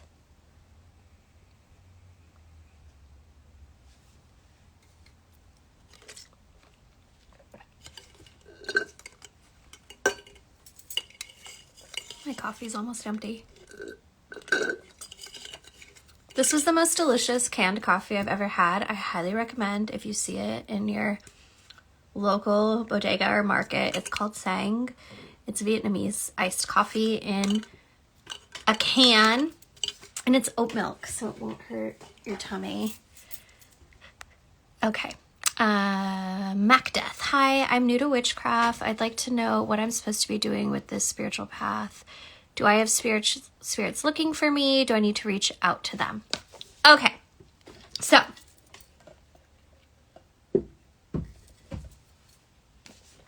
welcome to this new part of your journey. It's really exciting. I'm going to offer you some practical advice, and I might pull a few cards with it as well. So, what you're supposed to be doing with this spiritual path, in my opinion, the call to spirituality is a call to understanding ourselves, extending ourselves kindness, finding the grace and the clarity to make decisions in alignment with who we want to be in this world, how we want to see this world, how we want to see others interact with one another in this world. And in caring for ourselves, in making better choices, we contribute to making this planet a better place. Do you have spirits looking out for you? Of course. Absolutely. At least in the cosmology that I was born into, we understand that we are all born with spirits who surround us. We are all born with a spiritual court, spirits who are assigned to assist us in our growth as a member of this planet, as a member of this universe. Do you need to reach out to them? Absolutely. Our spirits desire, at least in my experience, our spirits desire our enthusiastic consent. There are plenty of spirits who will act on our behalf as much as they can to help us. There are also spirits who will influence us away from what's good and what's true for us. But our spirits that we're born with, our spirits of our court, desire our enthusiastic consent to support us, to help us. And we offer that consent to them by creating relationships with them, by talking to them, getting to know them, asking them questions about themselves. The same way we would build relationship with the living, we build relationships with the dead. If you are not sure where to begin in this journey, there's a free download on my website called Building the Boveda. And it's about connecting with your spiritual court, your spirit guides. It teaches you how to build a Boveda or a spirit vault, which is an altar where you can commune with your good spirits, teaches you how to call in your spirit guides so that you can start building relationships with them. I also have another free download on my website called Ancestral Veneration 101. And if that's something you're interested in, getting to know your ancestors wise and well, it can help you with that too. And those are both free on my website. You can get them at any time. They're downloads, so you'll have it immediately. They're going to have me pull one card for you.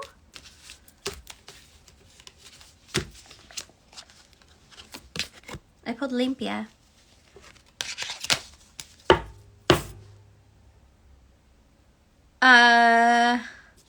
Your guides are saying that a good place for you to begin is like cleansing.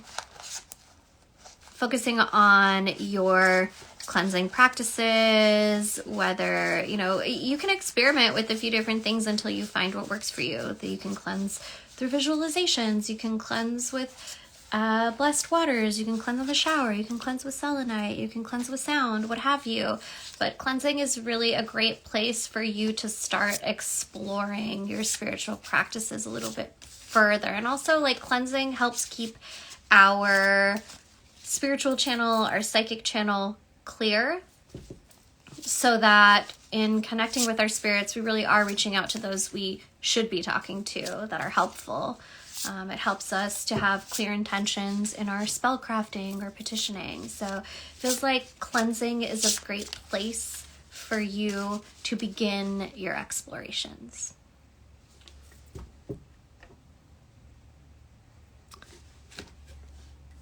Okay.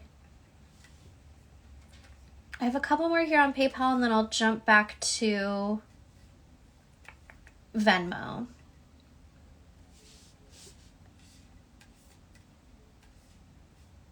Moonlit Mama. Here you are. Oh, that was easy.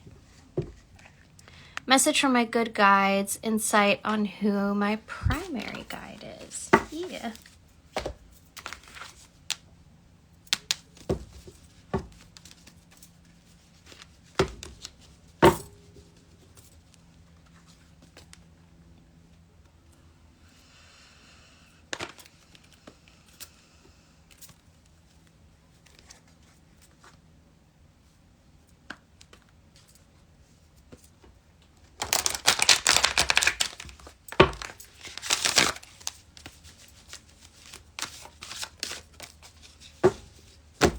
I see a woman dressed in black. She wears her hair in a bun. Her clothes are kind of like, I would say 1910s. 1910s. But she's wearing something that someone who is working class would wear. Like, it's very simple, but it's clean. Buttons, apron, hair slicked back into a bun. She was a governess. She tended to children. She was a governess. She's like, now I tend to you. Her name's Isabel. And am I reading reversals? No.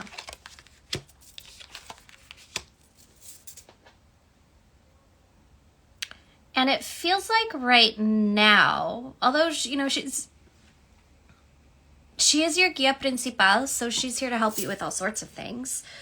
But it feels like right now her focus is on grief and expansion. Grief and expansion. And it feels like this expansion is about like your heart. How great the capacity to love can be. How great your capacity for compassion and empathy and tenderness can be. How your grief can serve as fuel for the growth that you are experiencing in your heart. I think that grief often has the potential to make us contract, to put walls up, to harden, to protect ourselves. But in this case, Isabel is saying that grief is how we soften, how we become more fluid, how we surprise ourselves with our capacity for tenderness and care of ourselves, of others. She's talking about how grief can stop us in our tracks, stop us from living. But it feels like your work with her now is seeing grief as, instead of something that stops us from living, a reminder that we are alive. We are alive. And there is life yet to be experienced. And if I can experience this kind of pain, this kind of heartache, I can certainly experience joy and playfulness and levity in that same like volume. She's talking about how, yeah, like that's what I see, like 2 cups. And this one cup is bursting full of like grief, heartache. And she's saying like, if you can fill the cup this much, if it hurts this much, that means it can feel this much good too. It can feel this much relief and tenderness and joy too. She's like, it's the same cup, really. She's always around. She's your main guide. She's always around. But do like call out her name when you can, if you really want to be certain that she's who you're connecting to. She doesn't really want for much. She loves a good book though. She loves a good book. You should read to her. She likes fiction. Romance in particular. Yes. Okay. Thank you, Isabel.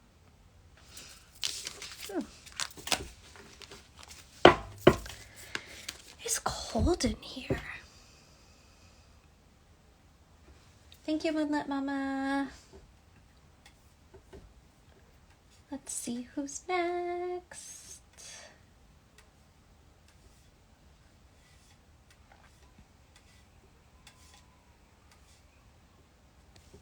Leora K. There you are. What do I need to tap into my practice and grow my gifts? Okay. The Star deck, yes. One from here, 2 from Mary Magdalene. Yes, okay. Shuffle again. Big shuffle? Okay.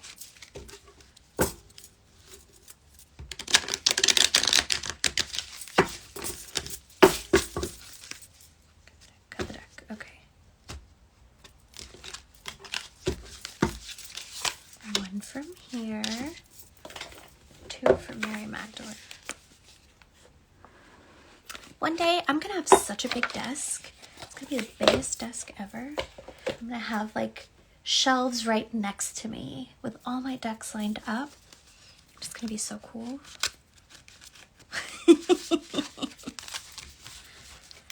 And petitioning.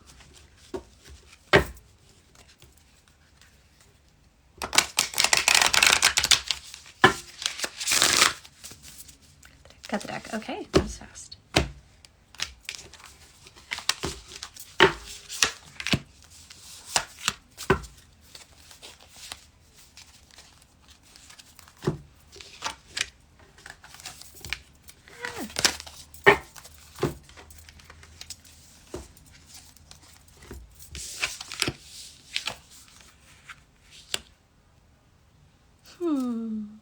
Beautiful. Okay.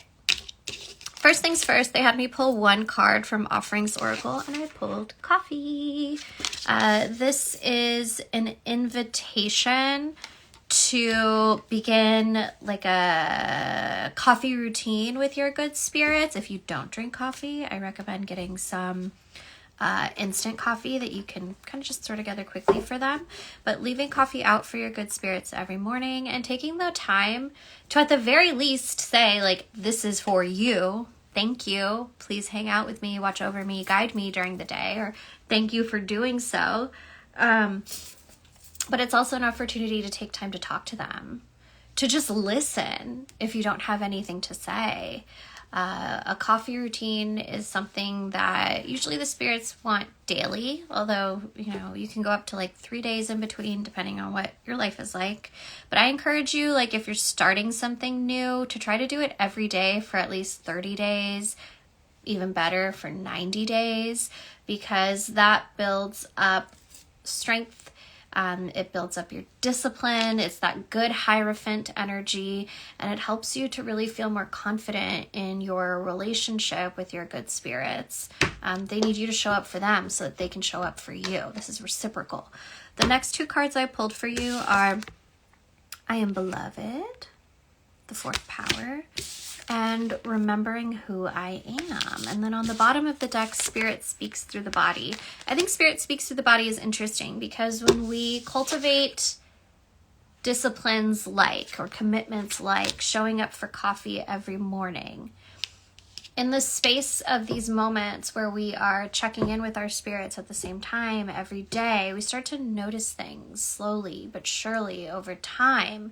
And it is in this space where we can start to notice like how our spirits speak to us, what parts of our bodies are activated when certain spirits are near. We are familiarizing ourselves with their presence, what it feels like to be near them by showing up every single day. That's how we're able to notice these subtle things that are really massive points of communication. I Am Beloved and Remembering Who I Am. This is about I Am Beloved is about your spiritual court and building relationship with your spiritual court, building relationship with your spirit guides, getting to know them so that you are better able to get to know yourself and to embrace these parts of yourself that desire to be seen and expanded upon. Remembering Who I Am, it does feel like there's some past life stuff that's, I like to call it alternate lives, because time is a spiral, it's not a straight line. So was it the past? Could it be happening right now? I don't know. But there's definitely like some alternate life energy that's coming through that's trying to reach out to you. And that might be a good thing to investigate with your spirit guides. What alternate life has a lesson or a site of wisdom for you to explore further at this time? Thank you, Leora.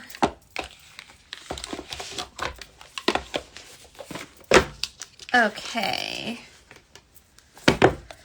Who's next?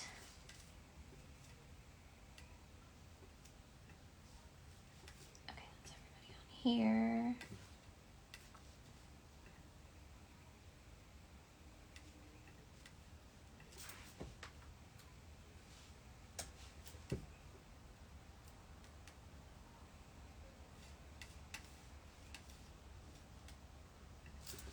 Liz, you're up.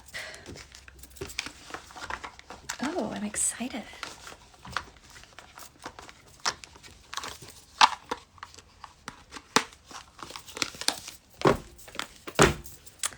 Okay, Liz. Hi, everyone. Welcome. We're doing readings by donation.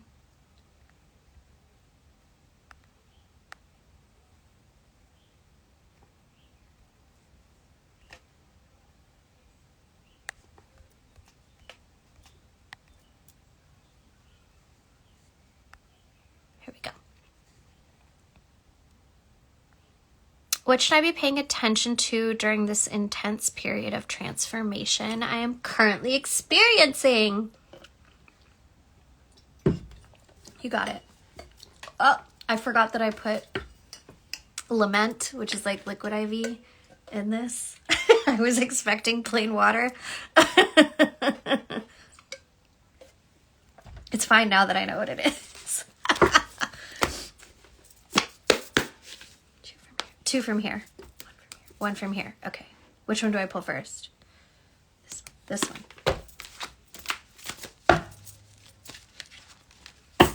Liz.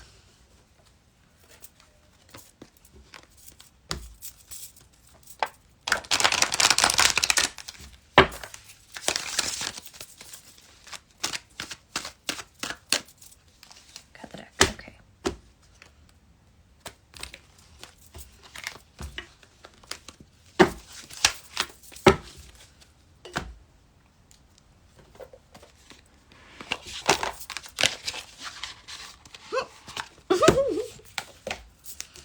Hiccups.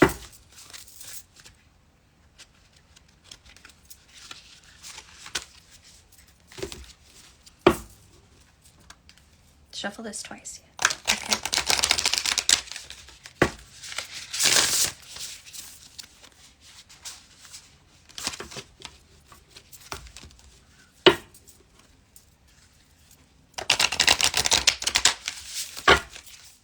cut the deck. Okay.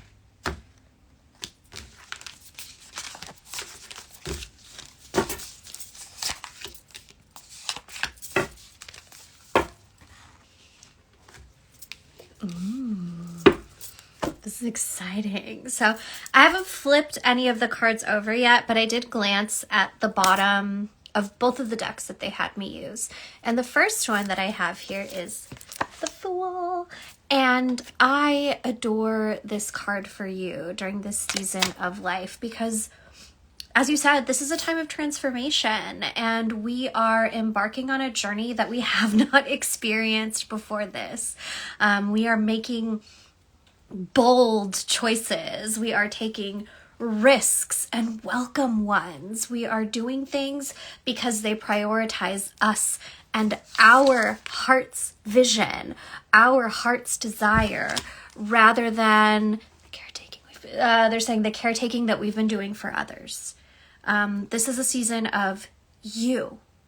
And I think sometimes we can feel a little bit selfish when these seasons are upon us, especially if we are used to being the person who prioritizes everyone else's needs, everyone else's desires. But it feels like your spirits are like, no, baby, it's your turn is what I'm hearing. It's your turn to get to do things for you. What's interesting is that under both of these cards, we have Temperance and Remembering Who I Am. And it feels like, it feels like you've been trying to find who you are for a while. It feels like a big part of your identity has been wrapped up in either a situation or a person. And now you're being invited to figure out, okay, but without those things, who are you? What do you like?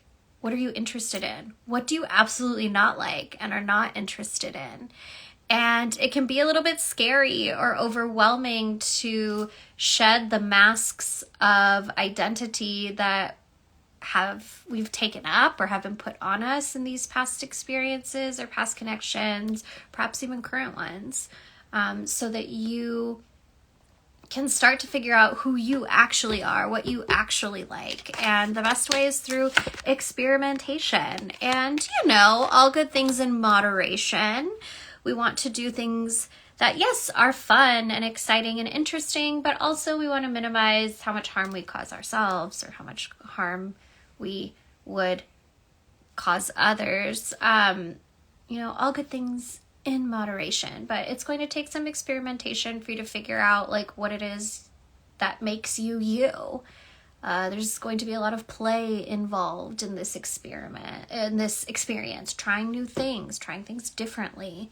And it's okay if in the process you're like, wow, I absolutely do not like that, because that only helps you figure out, what you are into, what does make you you. When I flip over the cards, I have the Cave of Eggs. We exist in and with each other. That's interesting. I also have the Rose. I trust in divine timing. This also says everything comes from within, which is interesting because I see that here. Visions come from within. So, I think when we arrive at these spaces where our lives are inviting us to figure out who we are, apart from other people, apart from jobs, apart from conditioning or experiences, who are you actually? We kind of want our spirits to tell us, no, you tell me. You tell me who I am. And your guides are like, no, you have to tell us. You have to tell us who you are so that we can help you figure out what's next, so that we can help you walk the road that feels right and true for you. On the bottom of the deck, I see, or not on the bottom, but the next card I pulled for you is the Ace of Cups. And it does feel like you could use a good cleansing. You could use a good limpia, specifically a water limpia. It feels like rue in particular would be a helpful plant ally if you give yourself a baño.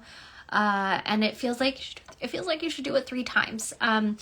Rue has is very clearing, and it helps clear not only our spiritual selves, our spiritual body, but it also helps clear away our mind. And I want to make sure that when you are giving yourself these spiritual baths, you are cleansing your head, cleansing like your Ori in particular, because it does feel like there's a little bit of cloudiness, and some of it is self-doubt, and some of it is doubt that you've picked up from others.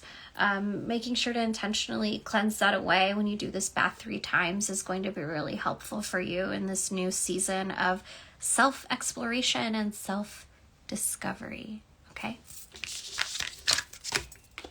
I am just curious about this cave of eggs. Let's look and see what's going on there.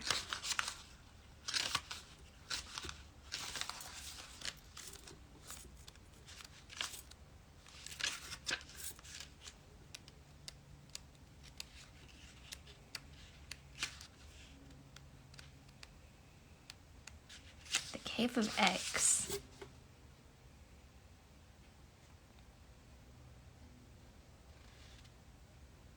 What does it know to feel like? Oh, what does it feel like to know that I exist in and with all creation?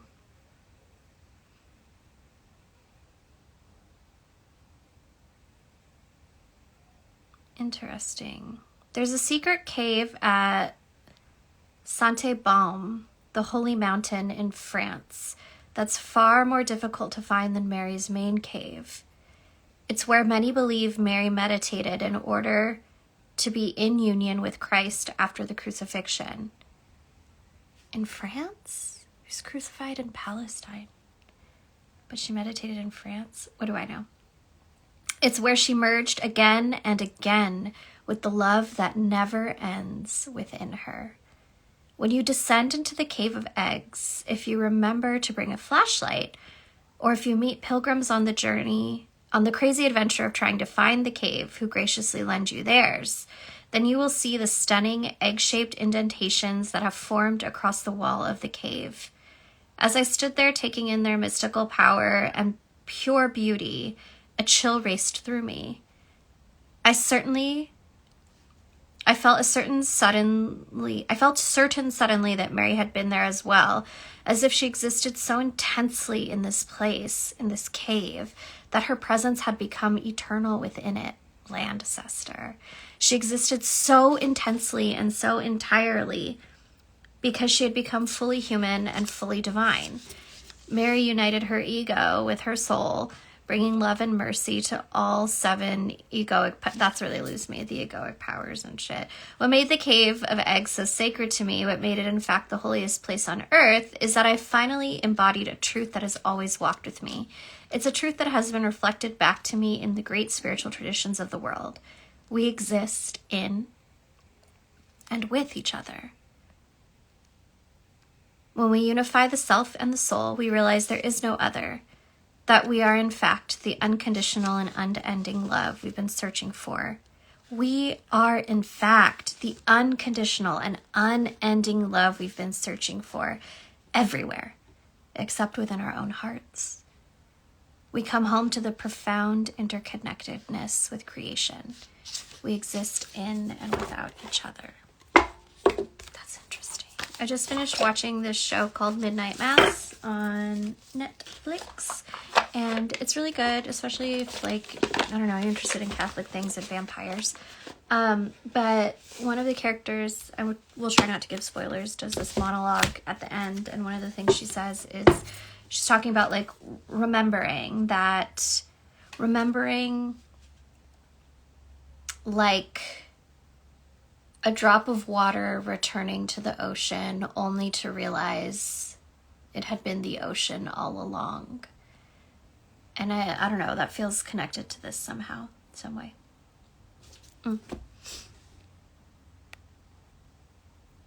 Oh, Charlotte said in the Gnostic tradition, Mary Magdalene traveled to Europe after the resurrection. Thank you. Then France would make sense. Okay. Let's see who's next. Jess Bonilla, let me find you. Jess, then Charlotte.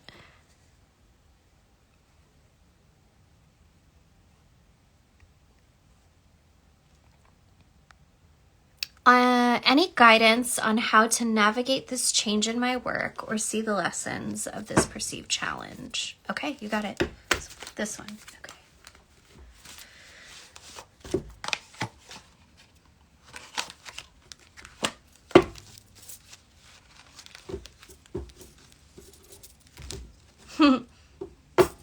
Something that your spirits are saying before I even shuffle the cards is that the universe, your spirits, they're like not trying to test you. This is in regard to the part of your question where you said, or see the lessons of this perceived challenge. They're like, we're not trying to test you. We're not trying to test you. They're not trying to teach you a lesson.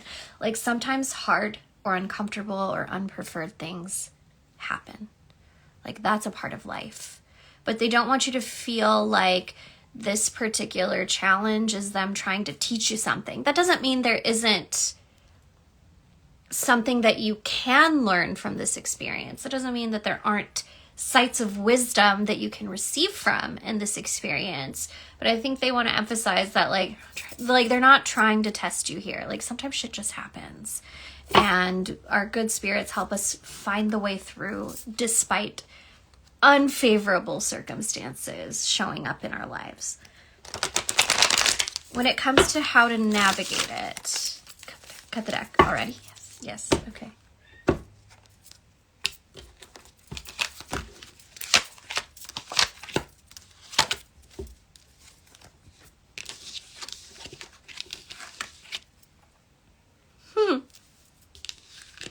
Okay.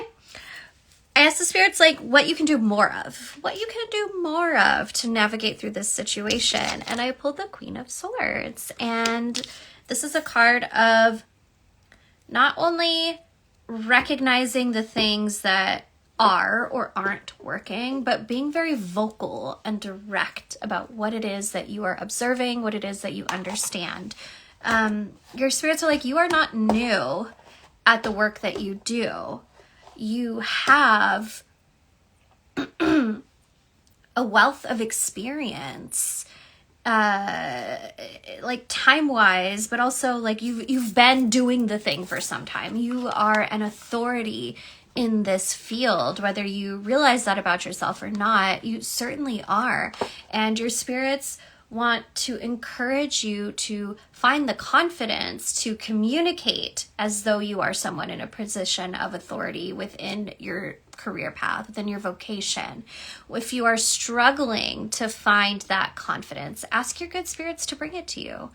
Ask them for help in pouring confidence into your breath, into your words, so that you can speak from this throne that the Queen of Swords sits on. What I love about the Queen of Swords is that they do not arrive at that throne through favors or nepotism. The Queen of Swords arrives at their throne through hard work, through experience, through proving themselves time and time again. And this is an affirmation that like, you know your shit and your insight is valuable, whether it's where you are right now for this employer or another one. You are valuable. Your experience is valuable, and your spirits want you to take that to heart as you move forward. When I ask them what they want you to do less of, I pulled the Hanged One reversed. Are you reading reversals? Sort of. Okay.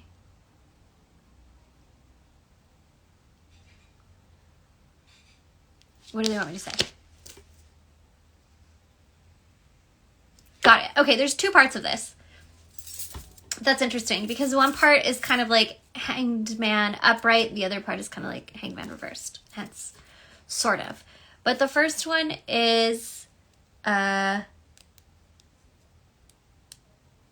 asking your good spirits to offer you the clarity to see what's occurred from a new perspective. I feel like there is some treasure here of sorts. and asking your spirits to offer you the clarity so that you can see whatever that treasure is going to be helpful for you.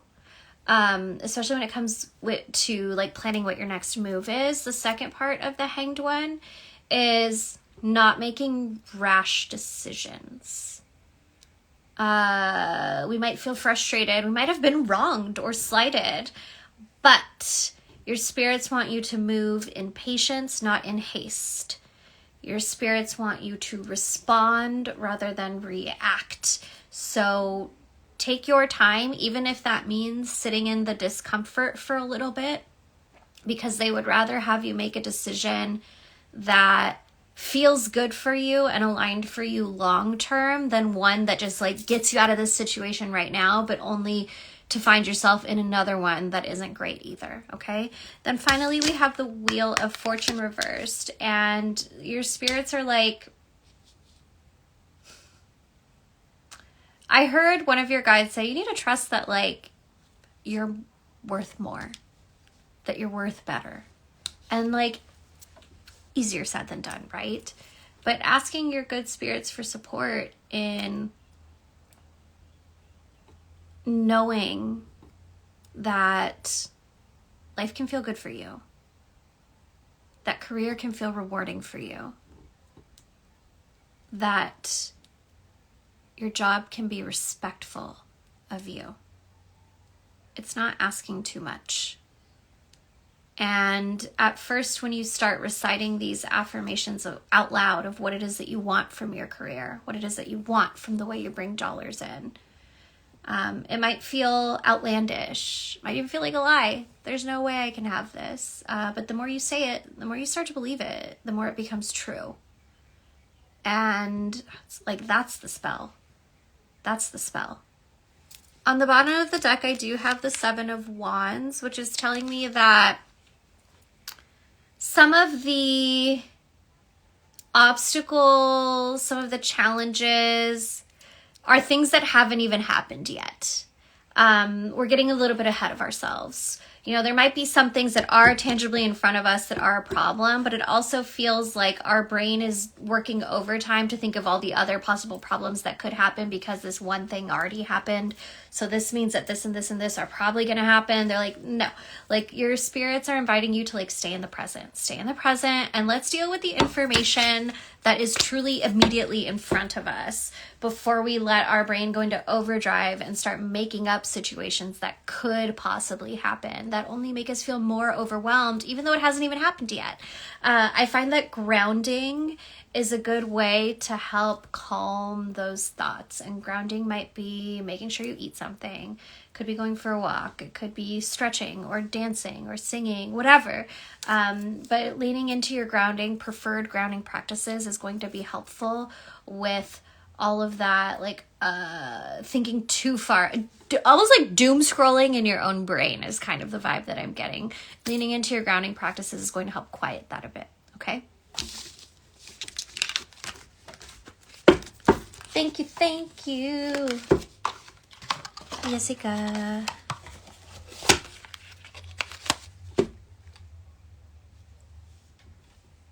Okay. Charlotte. Let's see, 1, 2, 3, 4, 5 more. And I'll probably call it because I'm hungry. So I won't take any more donations at this time. Let me make sure I got everybody on the other one.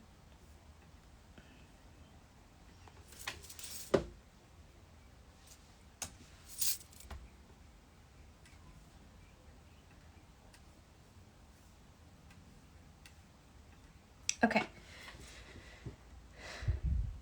Charlotte. Hi, friends. I've been feeling a bit stuck with one of my boos who's going through a tough time, my Scorpio baby. I want to offer more support, but also respecting their need for space. Any advice on how I can show up for them energetically from a distance? I love this. Yeah. Okay, let's get into that.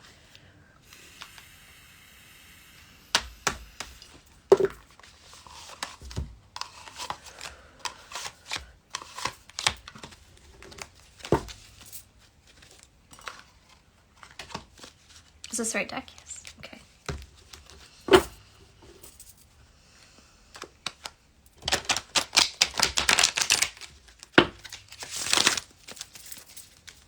Cut the deck. Okay.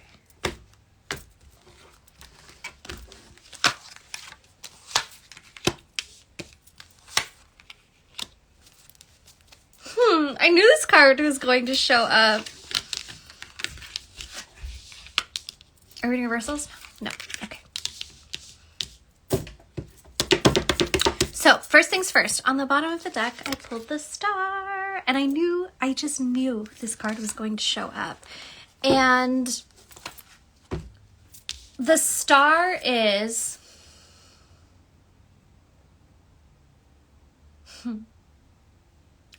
offering prayers of finding and embracing self-compassion to your boo. Offering prayers of finding and embracing self-compassion. Not to like read too much into them right now, but it does feel like that's something they're struggling with. Being kind with themselves in the process of whatever it is that they're going through. And your prayers really are powerful. Your voice is potent. Your voice is a spell. And I think you witness that, but maybe don't always recognize it because, you know, there are other parts of you that are just so enchanting. But your voice is particularly strong as a spiritual gift. And offering those prayers of discovering self-compassion daily to your loved one is going to be helpful for them because the spirits are going to intercede on both of your behalfs and start working toward helping them find it, helping them find that self-compassion that they not only need, but they deserve. And I think deservingness is also a part of the spell. I think deservingness is also a part of the prayer. That they not only find that self-compassion, but they feel worthy of practicing it. They feel worthy of receiving it and embracing it. When I look at what you can lean into for yourself during this time, I pulled the Six of Wands, and the Six of Wands is showing up in spaces where you're well received, showing up in spaces where you are embraced, where your gifts are embraced. You know, like sometimes we want to help someone so much and our guides are like, you got to mind what's yours instead. And I think that in those moments where we are embracing the places where we feel loved, where we feel respected, where we feel well received, like it does have a ripple effect on the world around us and encourages others to experience those same feelings that we experience when we find ourselves in these spaces. Keep tending to what you know you're great at. Keep connecting in spaces where you know that your gifts are appreciated, and like that offers you strength, that offers you tenderness, and it also offers it to others without you necessarily realizing it in the moment. When I ask your spirits what to lean out of, I pulled the Empress, and what they're saying is like resist the urge to smother. I know it's hard, especially when we care about someone so much. It's like, I just want to be here for you. I want to be here for you, physically present. I want to be here. I want to hold your hand and tell you it's going to be okay. But like, not everybody receives from that all of the time. And it feels like you kind of already know this about that person, but your spirits are really affirming this about this particular situation with that person. Like, you don't always need to physically be there. Offering your words and your intentions right now at least is enough. I do think like a shift is coming where they're going to want you like physically around more. But for now, like honoring that need for space is important. When I look at what your spirits want you to receive, it's the Queen of Pentacles, and really like it's about getting your bag. Like focusing on the business that pays you. Focusing on your plans for the present, for the future, like that's going to be really helpful, not only for you, but for them too, in a way, because you're setting the example of how to like take care of yourself, of how to embrace this life that you've been gifted, and how there's so much potential within it. And like, you really lead by example, and embracing your plans is a great example for your lover, but also for others too. Keep doing what makes you happy and what makes you feel good, and offering those prayers of compassion and tenderness and care, that they find it for themselves and embrace it for themselves and feel worthy of experiencing it for themselves. Like, that's what it seems will be the most helpful at this time. Okay?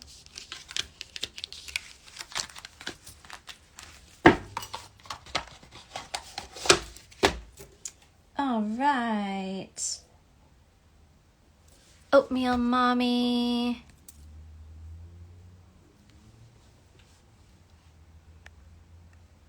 I'm going to come back to your question, Oatmeal Mommy, just because I've already read for you. I just want to get to some other folks, and then I'll come back to it. Posh Ice. Posh Ice. It's me, Andrea. And... oh, you got engaged, bitch! Congratulations! Congratulations. First of all, I knew it. I knew it. Life feels amazing, yet I feel a bit blocked from opportunities to make money and be creative. I'm really ready to be seen. What can I do? Let's find out. Which one? This one. Okay. And one from there. Okay. Which should I pull first? These. Okay. Congratulations, Andrea. I want to see the ring. I do. I want to see it.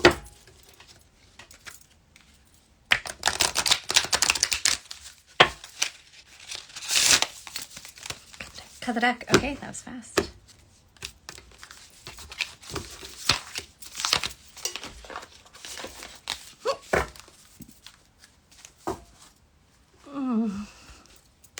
We'll get to it. That was a nice sigh.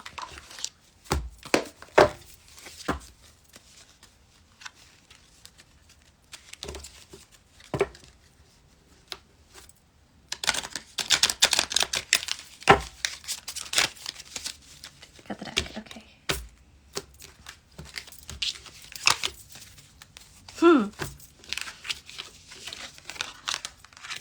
All right. This is nice. This is all nice. So, starting with the bottom of the deck from the Mary Magdalene Oracle, I pulled Surrender. I am in good hands. I adore this card for you because we both know all that you experienced before this relationship. And we both know how different this relationship is from ones in the past. And even with that awareness, we can still feel a little bit scared, a little bit hesitant. Those whispers of the past can make us feel like we still need to have our guard up. We still need to have an exit plan just in case. And look, like, no relationship is guaranteed. Like, it's 2024. I do think women and femmes should have a stash of cash under a mattress somewhere. Maybe that's just my Nani speaking. With that said, your spirits want to reaffirm to you that, like, you are in good hands now. And it's okay to relax a little bit. Relax that guard that you have up. Relax that anxiety around, like, what if this doesn't work out? What if What if this isn't what I think it is? What if this has all just been a giant ruse? But your spirits are like, we brought you to this person, and their spirits brought them to you. And they want you to experience life from a place where you don't always have to think about like defending and protecting yourself, because there's this person in your life who wants to be that for you, so that you can have the freedom and the capacity to embrace your creativity and your dreams. I would ask your good spirits to support you in easing and releasing hypervigilance. And it feels like, bath time, shower time might be a nice way to do that. I think visualizations are also a nice way to do that. In Moon Shadows, there's a workshop called Love, Vows, and the Afterlife. I feel like that might be helpful for you. Some of the stuff that we did in there, some of the things we talk about in the lecture, but also the exercise might be really helpful in working with that hypervigilance, easing that hypervigilance that you've come to acquire over the years. The next cards that I see are Spirit Speaks Through the Body and Love is Always Legendary. Love is always legendary. I love that. And something that your spirits want to encourage you to do, especially when it comes to like your creative endeavors, is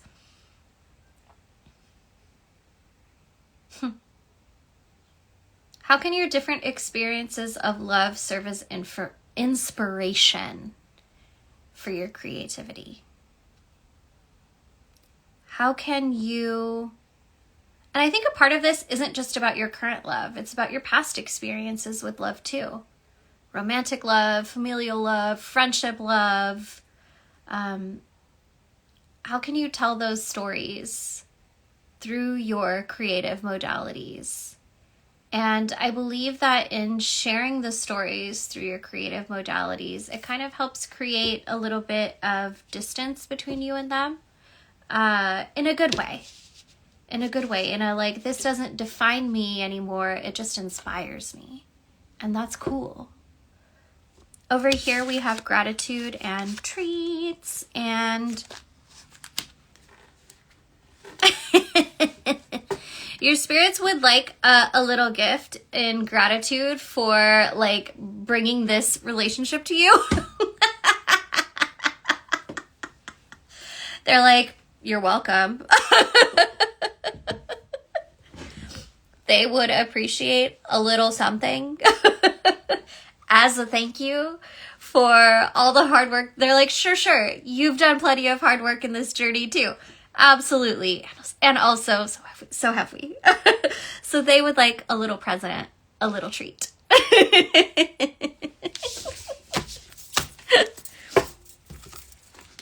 He's your angel. Aww. I'm so happy for you, dude. You deserve this. You deserve this.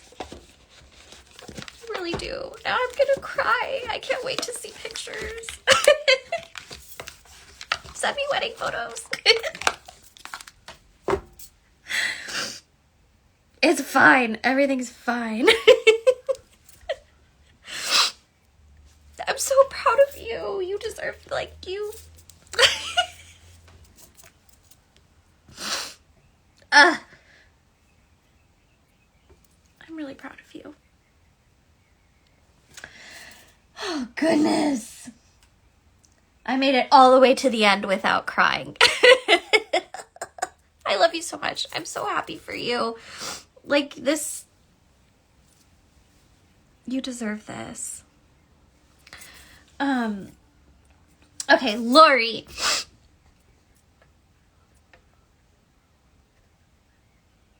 What's next for how I serve others with work? What do I need to know about my departure from my current job? I like that question. Okay, let's get into it. Tarot. Okay. I'm going to do tarot for this.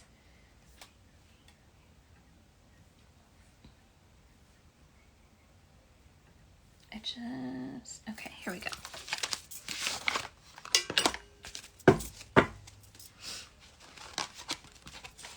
So emotional. Cards have been flying. This is an interesting cut in the deck. Let's keep going.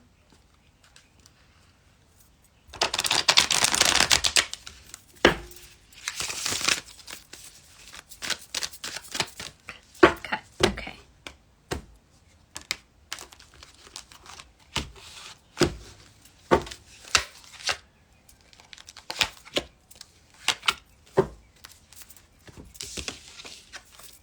All right. Reverse. When I ask the cards, what do I need to know about right now? So what do I need to know about this departure from my current job? I pulled the Emperor, and the Emperor tells me, one, that like this work has not been in vain. You've been doing this job. You've been working for this job for however long it is. And although at times you're like, this is not for me, it does feel like you've received some very valuable skills, some very valuable disciplines, some very valuable insights that can serve as a foundation for what's ahead. There are lots of things, I talk about this all the time. Like when I was a sales rep for clothing, the bane of my existence was sending out emails to buyers, thousands a day, whenever like a new lookbook came in or we needed reorders, and I absolutely despised it. But when it was time to launch my Kickstarter, that very skill is the reason why it got funded. And sometimes the things that end up being supportive for us in our own endeavors surprise us.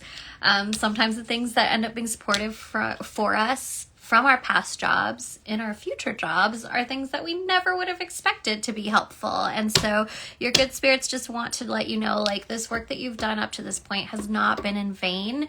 And there are valuable skills and insights that you are going to carry with you into what's next. And I think that also helps us offer, like, it helps us find a little bit of gratitude. Even if we're like, fuck that job, like, fuck those people, I'm so glad I'm out of there.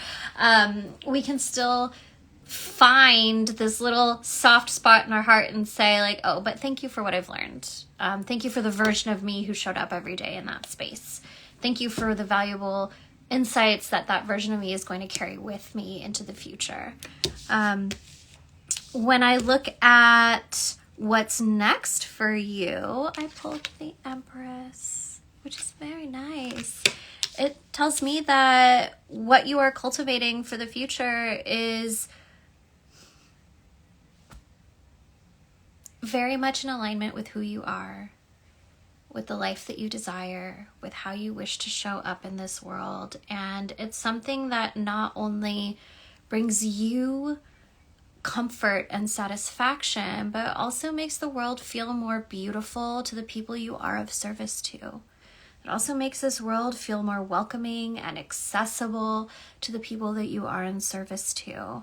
And keeping that in the back of your mind as you are building up whatever this thing is that's next is going to be, it's going to serve as kind of like a GPS for what's coming, the decisions that you make going forward. And then finally, I have the Page of Swords, which is encouraging you to like try new things. Test new things. You might not even fully understand what your ideas are yet or what it is you're offering. You might look at it and think like, this is not yet perfect. I cannot show this to anyone until it's perfect. And I'm like, no. It becomes great by sharing it, experiencing it, getting feedback from yourself, from others, and then trying again. When I think about how, I don't know what it is you're moving into next, but when I relate this back to myself and I think about Into the Veil and how it started as this like 4-hour class on what I was trying to teach was secular mediumship, I learned so much over the years from my clients about what more they wanted, what more they needed. And I was able to refine it into something that I really am so proud of. I was proud of it then too, but it wasn't perfect. It wasn't what it is now, and it's still not perfect. It's always going to change. But I think we have to take our chances on sharing things despite them not being perfect, because we know we have something important worth sharing. When I cut the deck right before I shuffled, I saw the Six of Wands and the Four of Wands. And what that tells me is like this next chapter for you is one where you're going to feel really good about yourself. You're going to find your people. You're going to find your community. You're going to cultivate your community and feel like what you have to offer is being well received. The Four of Wands also tells me that like there's opportunity for collaboration with others. I would just make sure, do a little divination, check in with your spirits before you say yes to any collaborative opportunities or contracts. If you're looking at contracts, have someone else go over it with you. Be mindful, but also be open to these connections that you can build upon with others. Okay?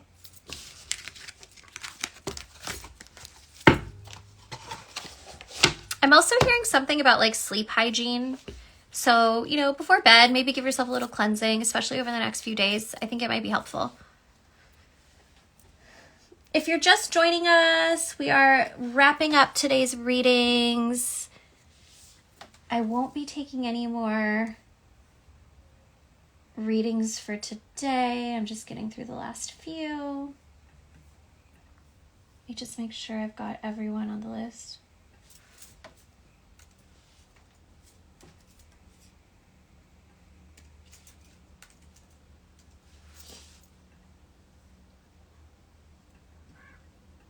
Sorry, I want to sign into PayPal and make sure I haven't missed anyone. But it looks like Speedboat Woman is next. You have insomnia. Yeah, I feel it.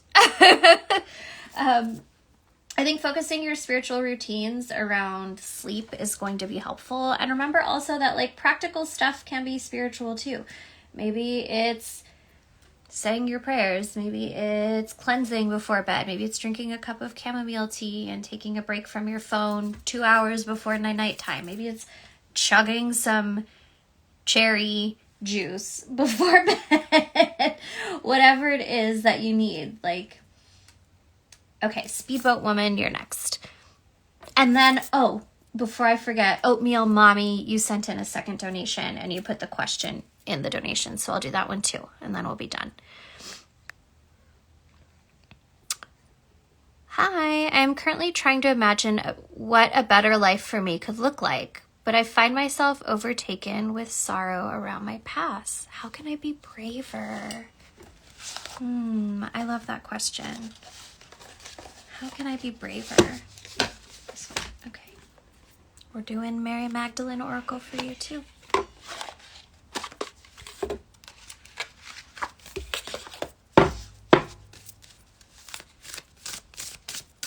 Hi, Candy. I'm not taking any more donations for today. But be sure to follow me or sign up for my email list. That's the best way to know when I'm offering flash readings.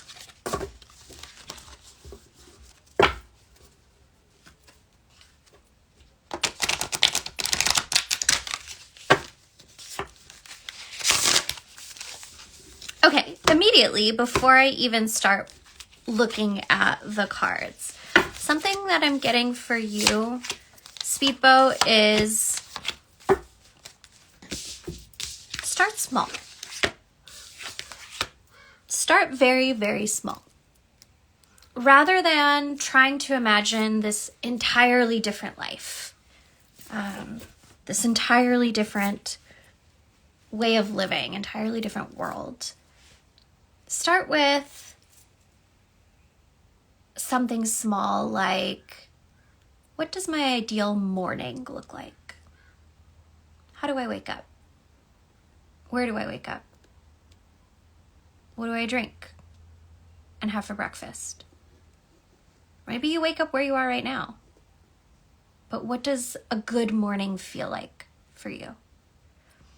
Maybe it's how does the ideal version of me dress every day? If you're into that type of stuff, if you're into like fashion and decorating your body, or what do my ideal evenings or nights feel like? What do I eat for dinner? Who makes it for me? Who do I eat it with? Your spirits are encouraging you to start with small imaginings. Start with small imaginings.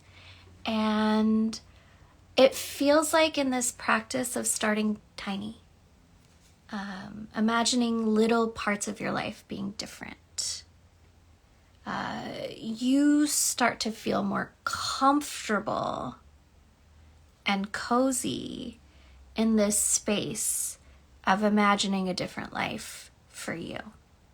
And slowly those daydreams, they become bigger and bigger. And as they grow at a pace that feels comfortable for you, you feel comfortable imagining your life feeling different, by giving yourself time and grace and taking baby steps in imagining how life can be for you. You start to feel more and more confident, more brave in imagining a different world for you. I think sometimes, we want to dream big, and there's absolutely nothing wrong with that. Love it. But sometimes our nervous system doesn't have capacity for that, and we get overwhelmed or anxious. And in starting small, we get to strengthen that muscle little by little at a pace that feels good and right and comfy for us. When I look at the cards that I've pulled for you, the first one I have here is the fourth power. I am beloved. And I encourage you to start reaching out to your good spirits, even if you don't quite know who they are in this moment. Calling out to your spirits wise and well, the spirits of contentment and comfort, and asking them to be present with you throughout the day. Starting to notice over time, as you call them in consistently, where in your body it shows up that they are here, they are with you, is going to be helpful. It also feels like somatic exercises might be supportive for you. Like maybe it's tapping, or, the EFT tapping. It feels like things like that, physical exercises, are going to be helpful in soothing your nervous system so that you feel more capable of dreaming about life the way you desire it to be. Some plant partners that might be supportive for you: stinging nettle, tulsi.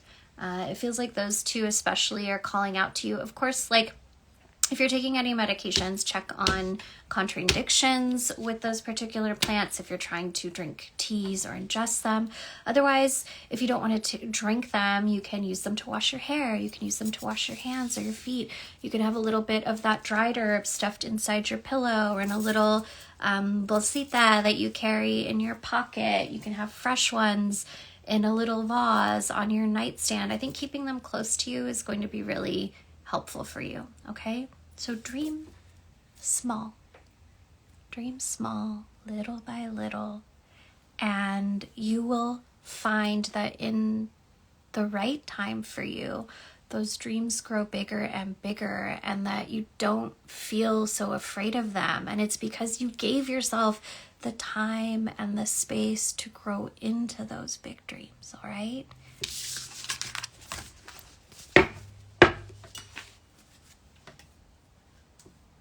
Thank you so much. Somatic Therapy for Healing Trauma is a book that Erica has started reading, and they're finding it really informative. Yes. And there's also a lot of free EFT resources on the internet. So I feel like Stephanie Campos, who's an astrologer and also an Espiritismo mentee of mine, does EFT tapping. So there's a variety of options you can look into. I think they will be helpful. And the nice thing about the somatic exercises is that it's you. You have it with you whenever you need it. It's right there. You can access it. Okay. All right. Lastly, we have, okay. Oh, I didn't see that earlier. Wild Rose Heart. So I have Wild Rose Heart and then Oatmeal Mommy, and then we're done for the day because I'm hungry. All right. What should I be focusing on this season from autumn to winter? This one. Okay.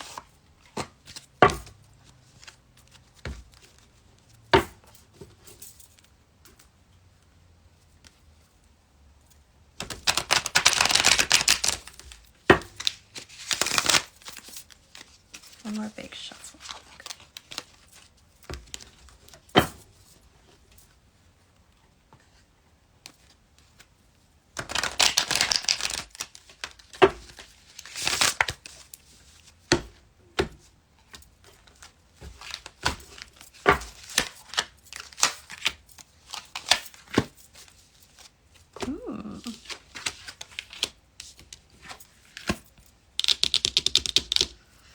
All right, so when I asked the spirits what you need to focus more on, I pulled the Ace of Pentacles.